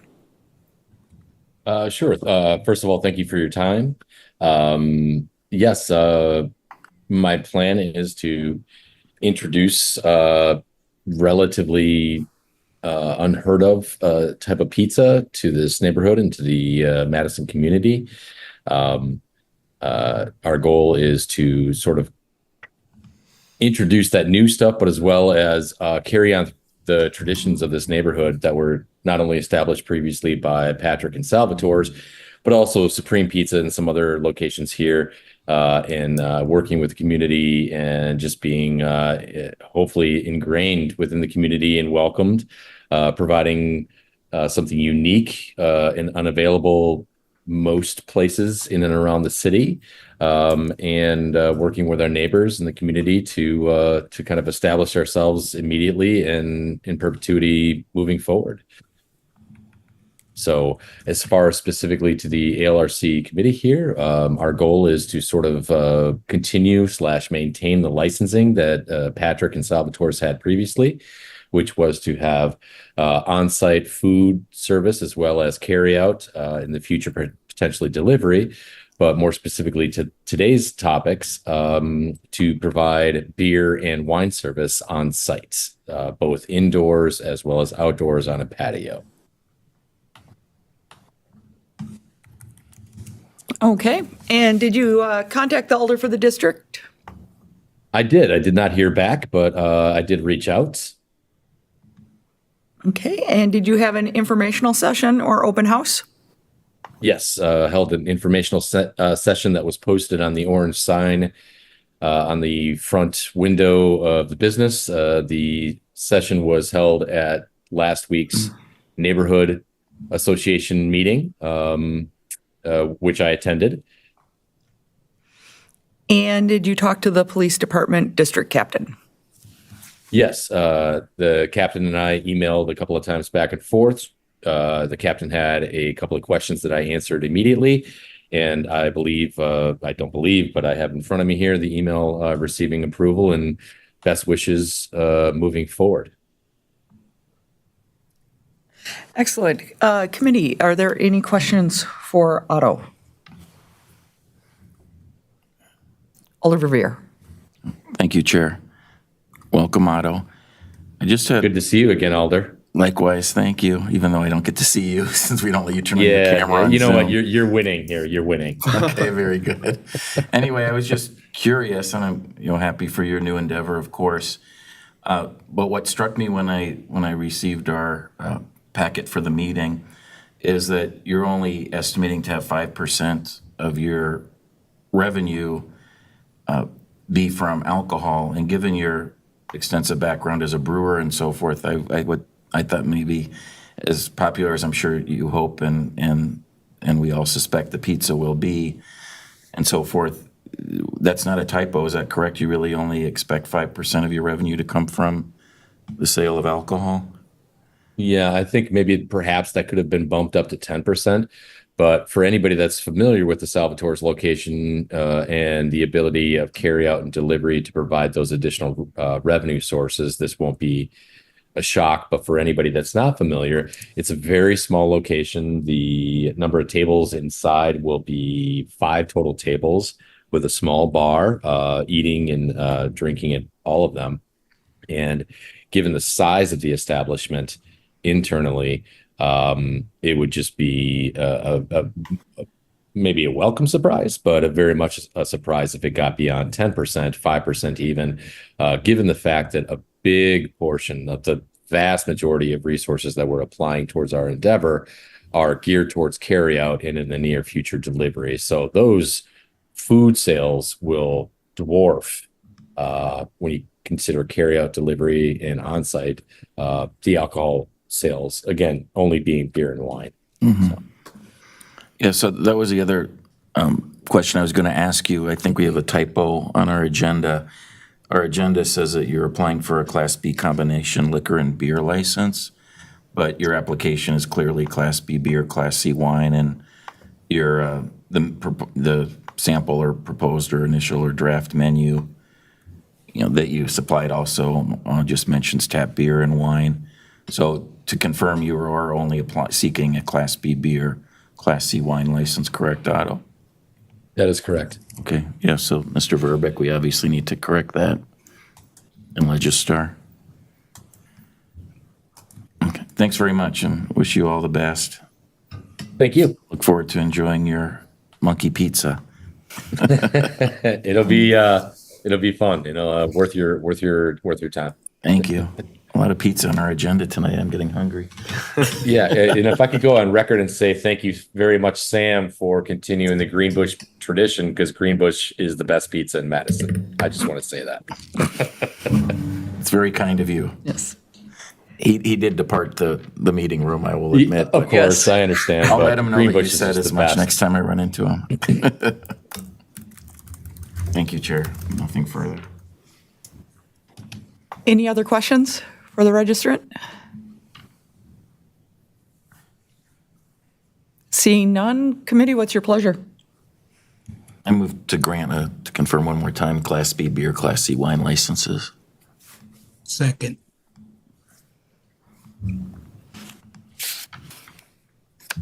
Okay, so we got a grant and a motion to approve and a second. Any discussion?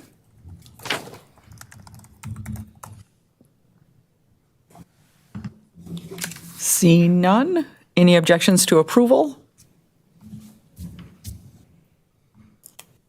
Seeing none, this item is approved.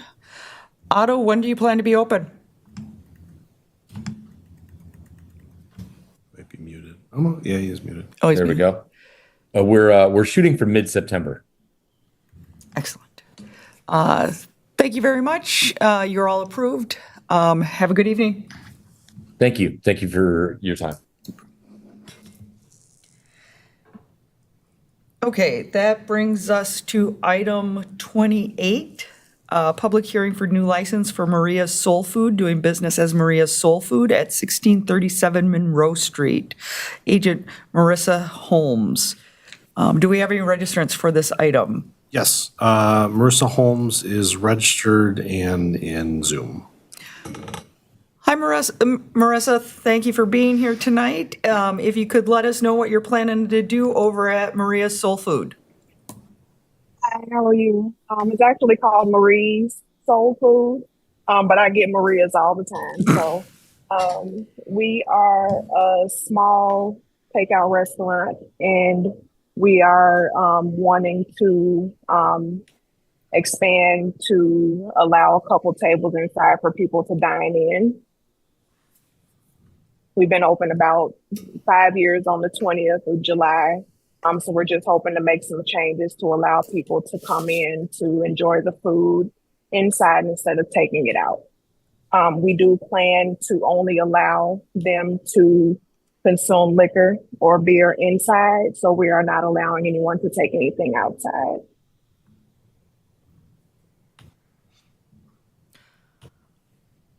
Okay. Did you contact the alder for the district? Yes, I did. Okay. And did you have an informational session or open house? Yes, I did.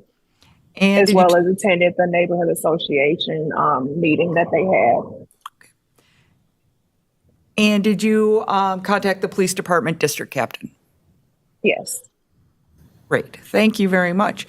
Committee, do you have any questions for the applicant? Alder Verveer. Thank you, Chair. Welcome, Marissa. I do have a question similar to the last agenda item, and that is to confirm you're applying for a beer and wine license only. Is that correct, or a full liquor license? We would like to get a full liquor license if we could, but if a liquor license isn't available right now, we will be willing to do the beer and wine.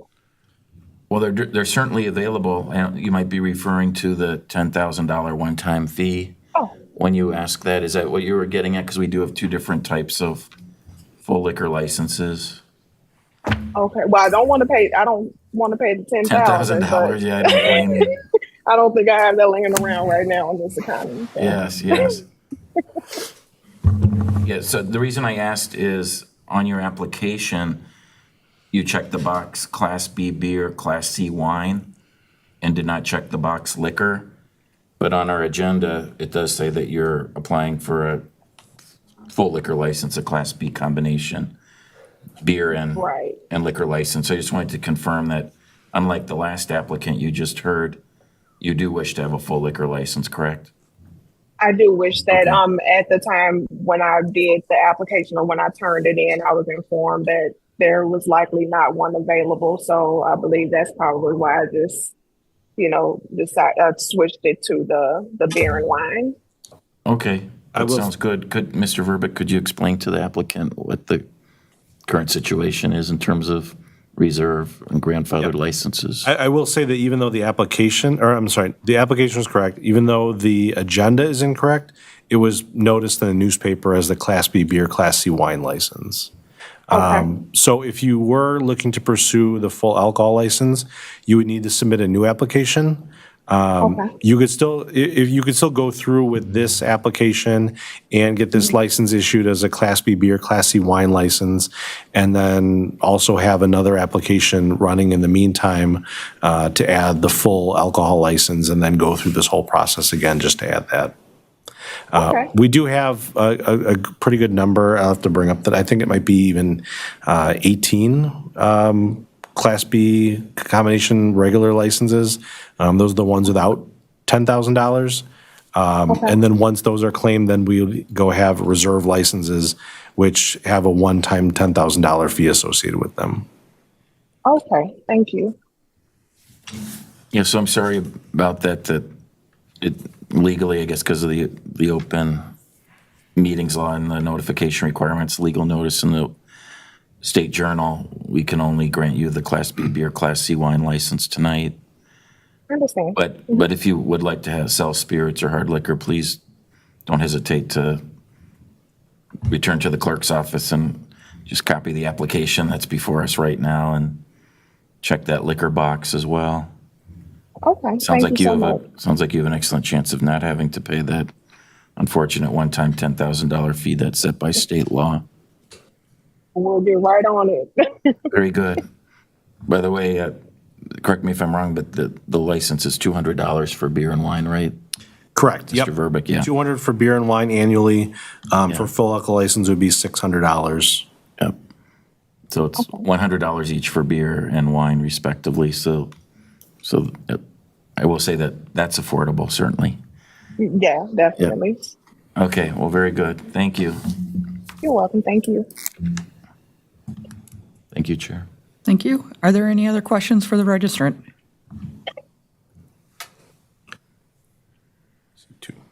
Alder Miadzi. Motion to grant. I'll second for Class B beer, Class C wine licenses. Okay. For the record, I just wanted to say that there's two other registrants in support. Robert Walter in support, available to answer questions, although I don't see Robert in Zoom. And a Nicholas Borovic is in support, not wishing to speak. Okay. Attorney McReynolds, did you have anything for us? I also noticed that number 34 on the application was not checked. So for the applicant, actually, maybe my question is for Jim.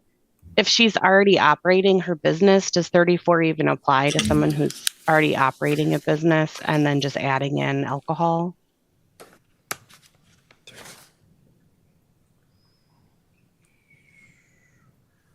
I honestly don't know, because that's a question that comes from the state form, and I'm not quite sure if I fully understand that part of it. All right. So to the applicant, do you have the copy of the application that you submitted that you can look at? I don't. I believe I just handed it in. I don't believe I received a copy of it. Okay. So I'll be honest, I don't understand what this form is, but there's a question that says, I understand we must file a special occupational tax return, TTB form 5630.5 before beginning business.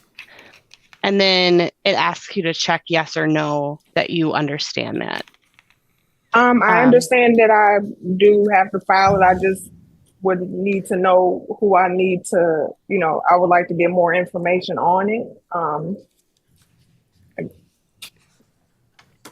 Okay. So yeah, we can't give you, advice, but as long as you understand that you need to file it, I think I'm satisfied with that answer as being yes. And then, you can look into on your own what that form is and then file it with the clerk's office if needed. Okay, and if you don't mind, I'm going to just note, can you tell me what that is one more time just so that I can note it? Yeah, Jim, could you send an email with that information or with a copy of her original application? Yeah. Okay. Does that work for you, Marissa? That's perfect. Okay, thank you. I have nothing further. Thank you. Alder Revere? Yeah, I can just interject that the TTB acronym is the Tax and Trade Bureau of the U.S. Department of Treasury. So it's a federal requirement that this operation may or may not be required to file an application with, but it's the federal government is what we're referring to, and you can find information about the requirements and the forms on the internet pretty easily.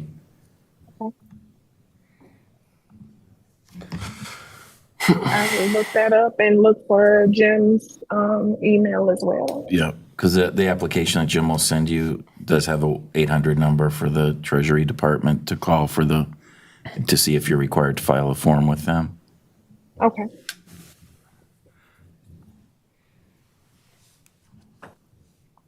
So we have a motion on the floor?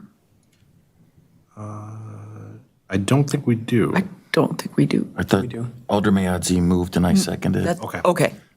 Beer and wine, so another friendly reminder, Jim, if we could amend Legistar. Yep. Yeah, thanks. Any other discussion? Seeing none, any objections for approval? Seeing none, item 28 is approved. Thank you very much. Have a good evening. Thank you. You too. Thank you. Next up, item 29, a public hearing new license for El Sabor del Pueblo LLC, doing business as El Sabor del Pueblo at 1849 Northport Drive. And we have Blanca Ramirez is registered and before us. Excellent. Last but not least. Yes, it's El Sabor de Puebla. I'm sorry, I need to correct that. Oh, no problem. I am the attorney for El Sabor de Puebla. I represent Reina Gonzalez, and she wanted to be here today, but she's suffering from an illness. And she currently has another restaurant, El Sabor de Puebla, which is at 305 North 4th Street, right behind East High School. That has been operational since 2017. She does have a beer and wine license there. And now we are opening at 1849 Northport Drive, what used to be Benvenuto's place there. And it will continue to be a family Mexican restaurant, and that is why our alcohol sales are 20. It's just complimentary to the menu, and the restaurant will be open from 10 to 10, and nothing will be served, just as a bar. We have contacted everyone we need to contact. I spoke with Captain Gary. I spoke with Amani. I sent her our plan. She posted it somewhere. I did send our business plan to the neighborhood association. I contacted the neighborhood association, and they have filed in their published in their newspaper everything according to our restaurant. We did have the informational hearing. Nobody showed up, only me. And so I'm open to any questions. And I would like to make a comment regarding this alcohol tobacco tax trade bureau thing, if you want to listen. I know it's late. It's early. It's early. It's very early, actually. This is a very short meeting for us, Yes. especially compared to our last few meetings where we've gone way later than this. So please share, if you don't mind, what you know about the Treasury Department. Okay. Is your client required to file paperwork with them out of curiosity? No. No? Nobody is and nobody does. Okay, because I didn't know what this was. So I called the clerk and I spoke to someone and they said, we don't know what it is. I called Department of Revenue and I spoke to someone there. They said, we don't know what it is. I called the 800 number on the form. I spoke to someone and they said, this is left over from Prohibition times. This is a requirement that is old and antique. And Department of Revenue actually told me, this is probably just left on there because nobody has bothered to amend the license and take this off. And I can tell you, he says that probably there are no liquor licenses that actually file this. I filled it out, I had my client sign it, and he said, it's up to your client if they want to file it or not, as long as they understand that, you know, they're supposed to. That's what they told me. So my client said, we have it here ready to go. And she said, only if I have to. I don't want to register for, you know, an extra tax or anything like that. So I said, you tell me what to do, client. So it might be something that you want to review or research, and nobody really knows what it's for or what it does. And so when Ms. Venegas, and, you know, we don't know what it was. And so it's hard to understand, especially also like for this Marie Soul, she wants more information on what it is. And that's what she's going to get, that nobody knows what it is or what it's for. So that's why I offered to help. Thank you. I appreciate that. Alder Bianzi? No, I just wanted to make sure that the clerk made a correction. Actually, that's District 12. I'm in actually District 18. Okay. He's referring to the agenda, has the wrong Alder district listed on it, if you didn't pick up on that, attorney. Are there any other questions for the registrant? All I'm thinking about are tamales right now because they have the best. Those will now be produced. They have 2 kitchens in Benvenutos, 2 kitchens. They will have the production kitchen and then the meal kitchen, and they own Tamaleria El Poblano, which we set up, that provides the tamales at Willie's, but now they're closed, but now they will be produced in the restaurant for restaurant only. Alderman Mazzei. Yeah, I'm just really looking forward to the restaurant coming there. Besides, now we got a coffee shop and now we're going to have that. So we're going to be booming over here on the north side. So I'm really looking forard to it. Did you get a chance to speak to Dave Bruns? All the time. He's a nut. Oh, really? Okay. Yeah, he is. You negotiated the lease, I take it. Yeah. Josh actually did, but Dave wants me to have a bartender from the golf course. What is that golf course over there? TPC? He said, bring one of the women bartenders over here and your bar will be full. I said, I don't want to have that much bar or liquor stuff in here. But he's a very nice guy. So is Josh, and they have all been very helpful. The whole neighborhood has been. We can move to approval. I'll second. Second. Comment. Okay. So we have move for approval and a second, and Mr. Bruchek wants to make a comment. Yeah, I'll just say that it's too bad no one came to the meeting. I know neighbors in the area saw the sign and were excited about this restaurant coming to that location because someone came to me and said, Colin, make sure your things go smooth for Sabor de Puebla. So. Okay, then you can help me because we're going to open hopefully on the 1st, and I need to request, how do I get a provisional until we have. Yep. So after tonight, there's 4 agency sign-offs that need to happen: building inspection, fire, zoning, and health. And you can reach out to them starting tomorrow. They can start signing off on the license.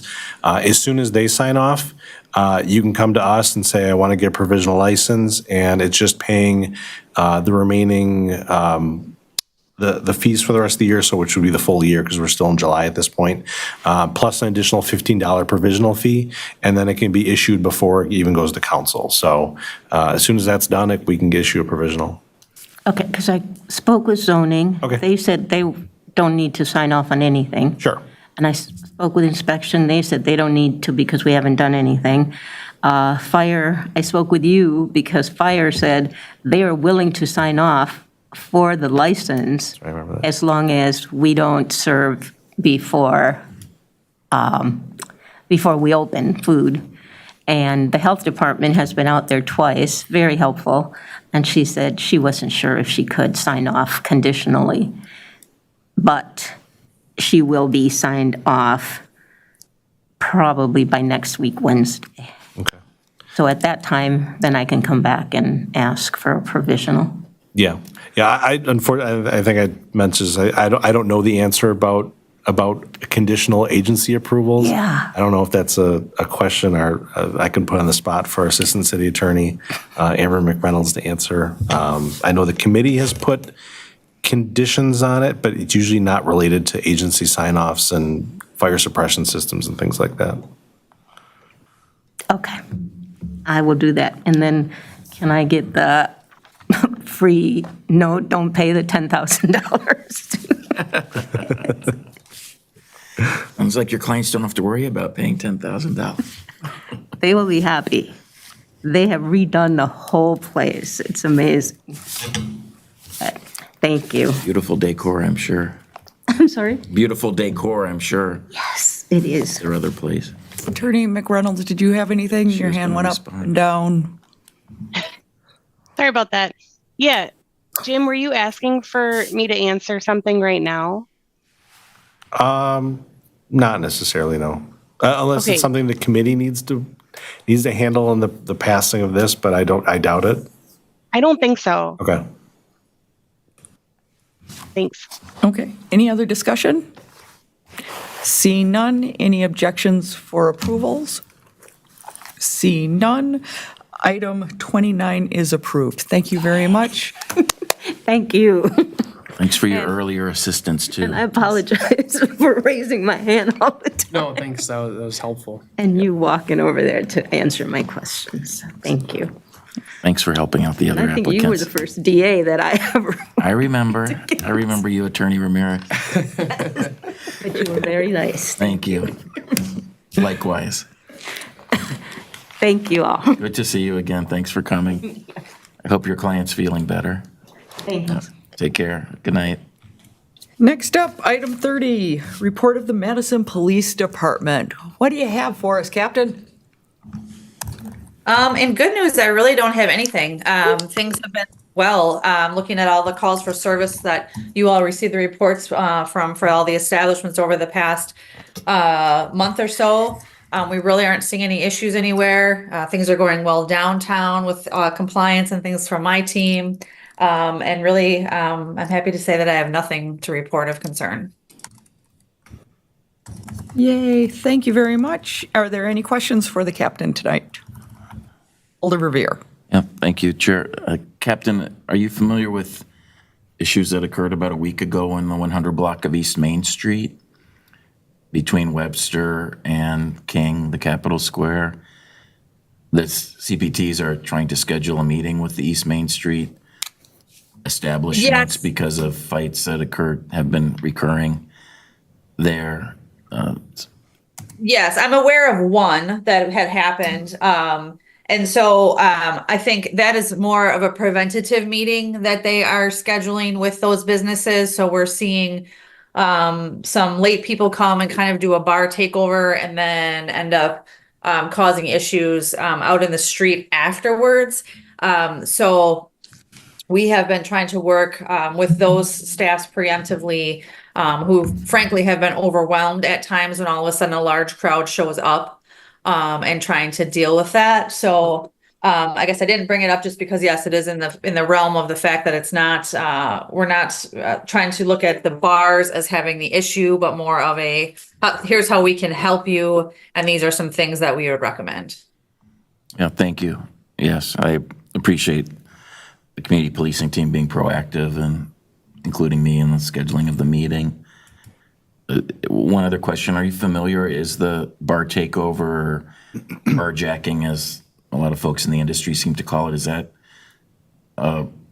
happening pretty frequently these days, unfortunately? And is it happening in other police districts besides yours, Central? We have just seen kind of in the last couple weeks that happen on the weekends a couple times. It had been relatively quiet and we hadn't been seeing that. And I hadn't really heard about that venturing into other districts very much. This we've kind of had it, which is still in the Central District, because kind of it started to venture down the Atwood and Willie Street area. And we have been working proactively with them as well in that whole area after a homicide outside of the Crystal Corner. The Crystal Corner's been good about taking some proactive measures. They're going to be installing video cameras, doing some other things that we had recommended because they were quite kind of taken aback too. And so we are just trying to do some formal education and kind of provide what these businesses can do when we're having those issues, because the issues aren't really, they're not in the bar, right? Everybody, they come, there'll be like a large group that will come there, maybe drink inside the bar, largely try to drink outside the bar or like down the street or in a parking ramp. And then come there, and the fight ends up happening outside the establishment, really to no fault of its own. Oops. Thanks very much. Appreciate your responses. Captain, I have one question. Looking at the data, and I think we've had this answered before, and I can't remember what it is. What is the stratified policing. Yeah, so that's something that Chief Barnes started in 2023. So each district has a priority area that we concentrate on. So the alders are very, very aware of what those are in their districts. And so when somebody pulls a number for stratified policing, it's a proactive number that they're pulling to go and do high visibility patrol in that area, Cobra patrol in the area, community engagement, making contact with the businesses before there's problems. And so when you're seeing those numbers, that's what you're seeing. Those are proactive numbers that are pulled, that we pull then to keep track of stats and the work that's being done in those priority areas for each district. So they're not calls that are generated by the business themselves or by patrons or anybody calling. Okay. Good to know. Thank you very much for that information. Is there any other questions for the captain? Seeing none, I think you're done for the night. Thanks, all. Thanks. Last but not least, the report of the city clerk's office. Jim, what do you have for us? Yeah, so I have been working on the expired license report all night. There's appears to be some sort of technical error in which it wasn't picking up the pick and saves. I thought maybe it was an expiration status was moved. I changed it 3 different ways and it's still not showing up, so I'm gonna have to work with IT tomorrow to try to figure out why those weren't and continue to not show up on that report. But I did send the report as I have it right now. But like I said, those locations are missing on it.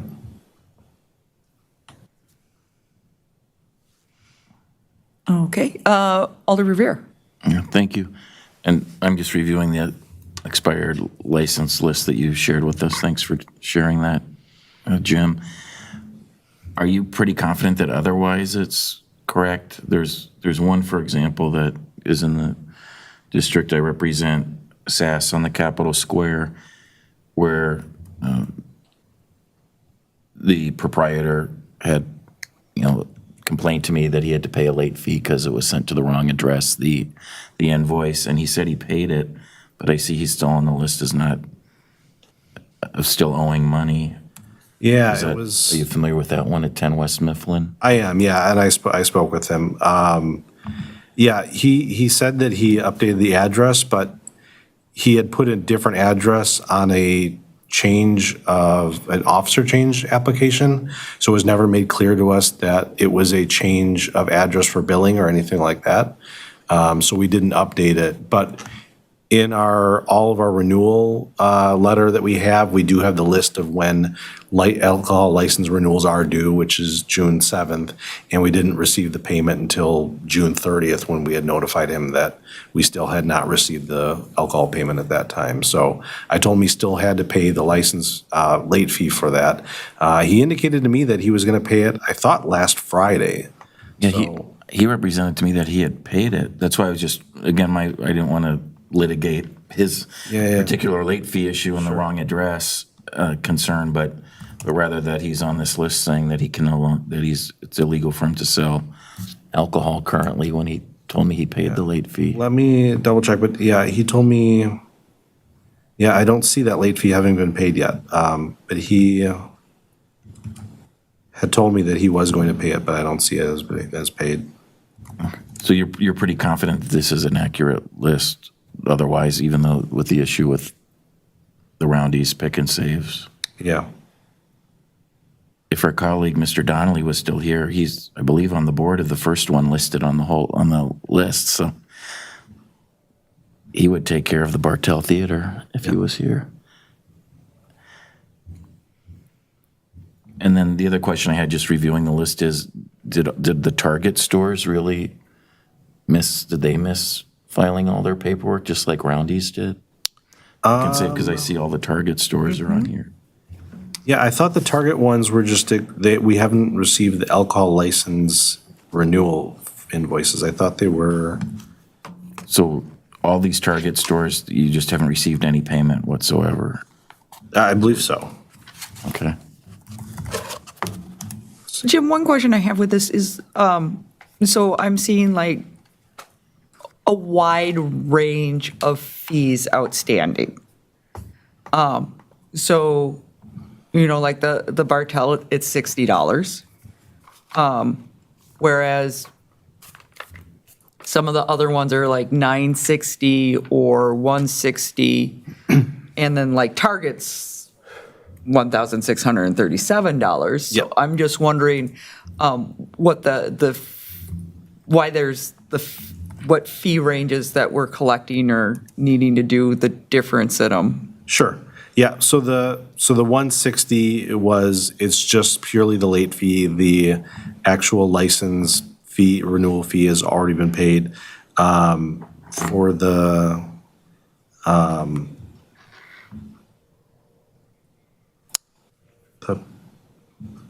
wrong one.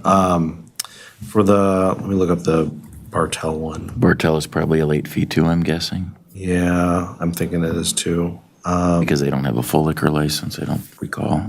Why is it 60?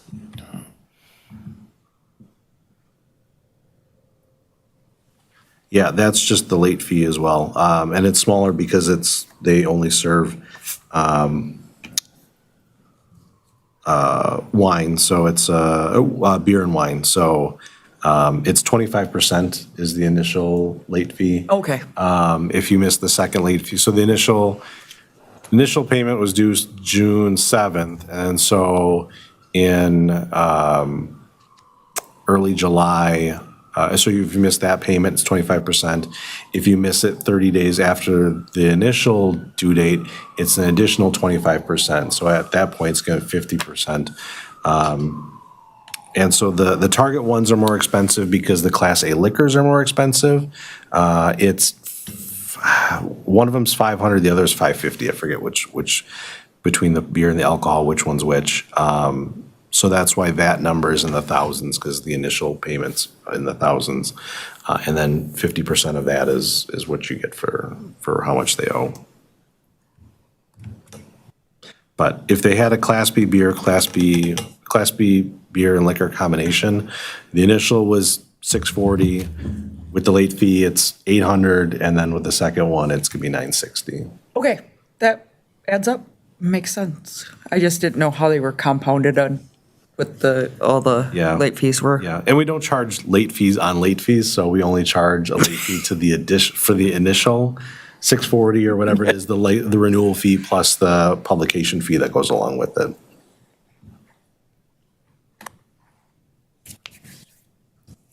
Okay, thank you. Do we have anything else for the clerk's office?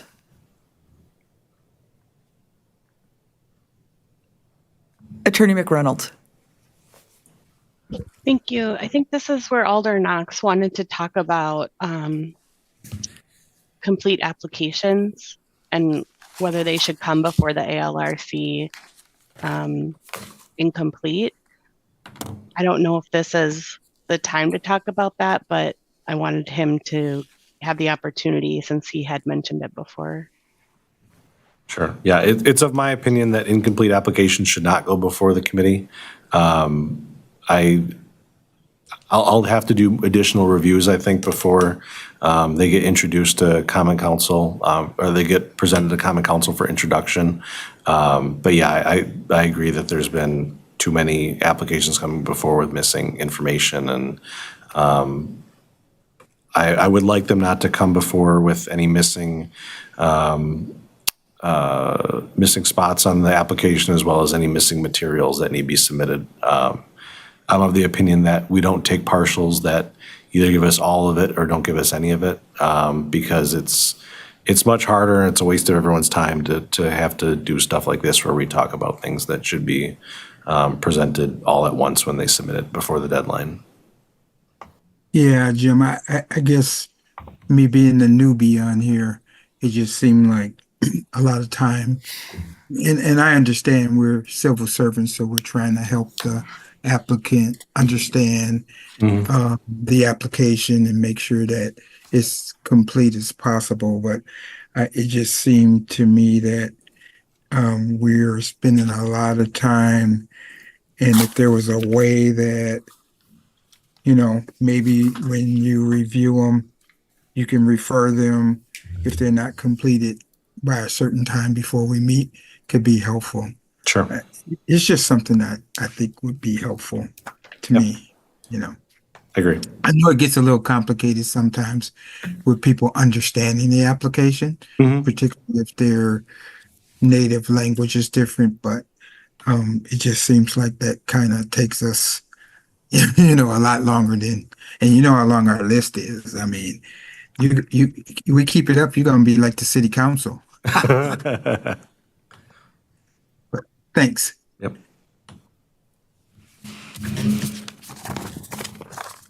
Anything else? Alder Revere. Yeah, thank you. I was just curious, Jim, is it solely up to you and yourself to audit new applications, or is it like renewal time where it's all hands on deck and all of your colleagues in the office help you audit new applications like they do renewal application? No, that's only for the renewal stuff. For initial applications, it's whoever's processing at the front desk should be reviewing it to make sure that everything's complete, that all materials are there. We have that, obviously, that official use section at the bottom that has a checkbox of all the materials that they should be checking off, that they've received those things. I was more referring to sort of a backstop before I put it into Legistar to make sure that all those materials and all boxes are checked, just to make sure nothing's missed. Because we do have a number of folks who are new in our office and are still learning everything between all the elections going on and everything. So I have tried to make it a point of emphasis to make sure everything's complete, but I might need to provide a little backstop just to make sure that everything's getting checked. Well, Amber certainly helps us a lot. She does. It would just be great if she had them all earlier. I'm just kidding, Amber. Thank you all. Anything else? Not seeing anything. I will maintain a motion for adjournment. Move to adjourn. And Alder Miazzi? Is that a second? Yes, Chair. It better be. Do anything else? Any objections? Seeing none, we are adjourned at 8:22 p.m. Thank you. Good night, everyone.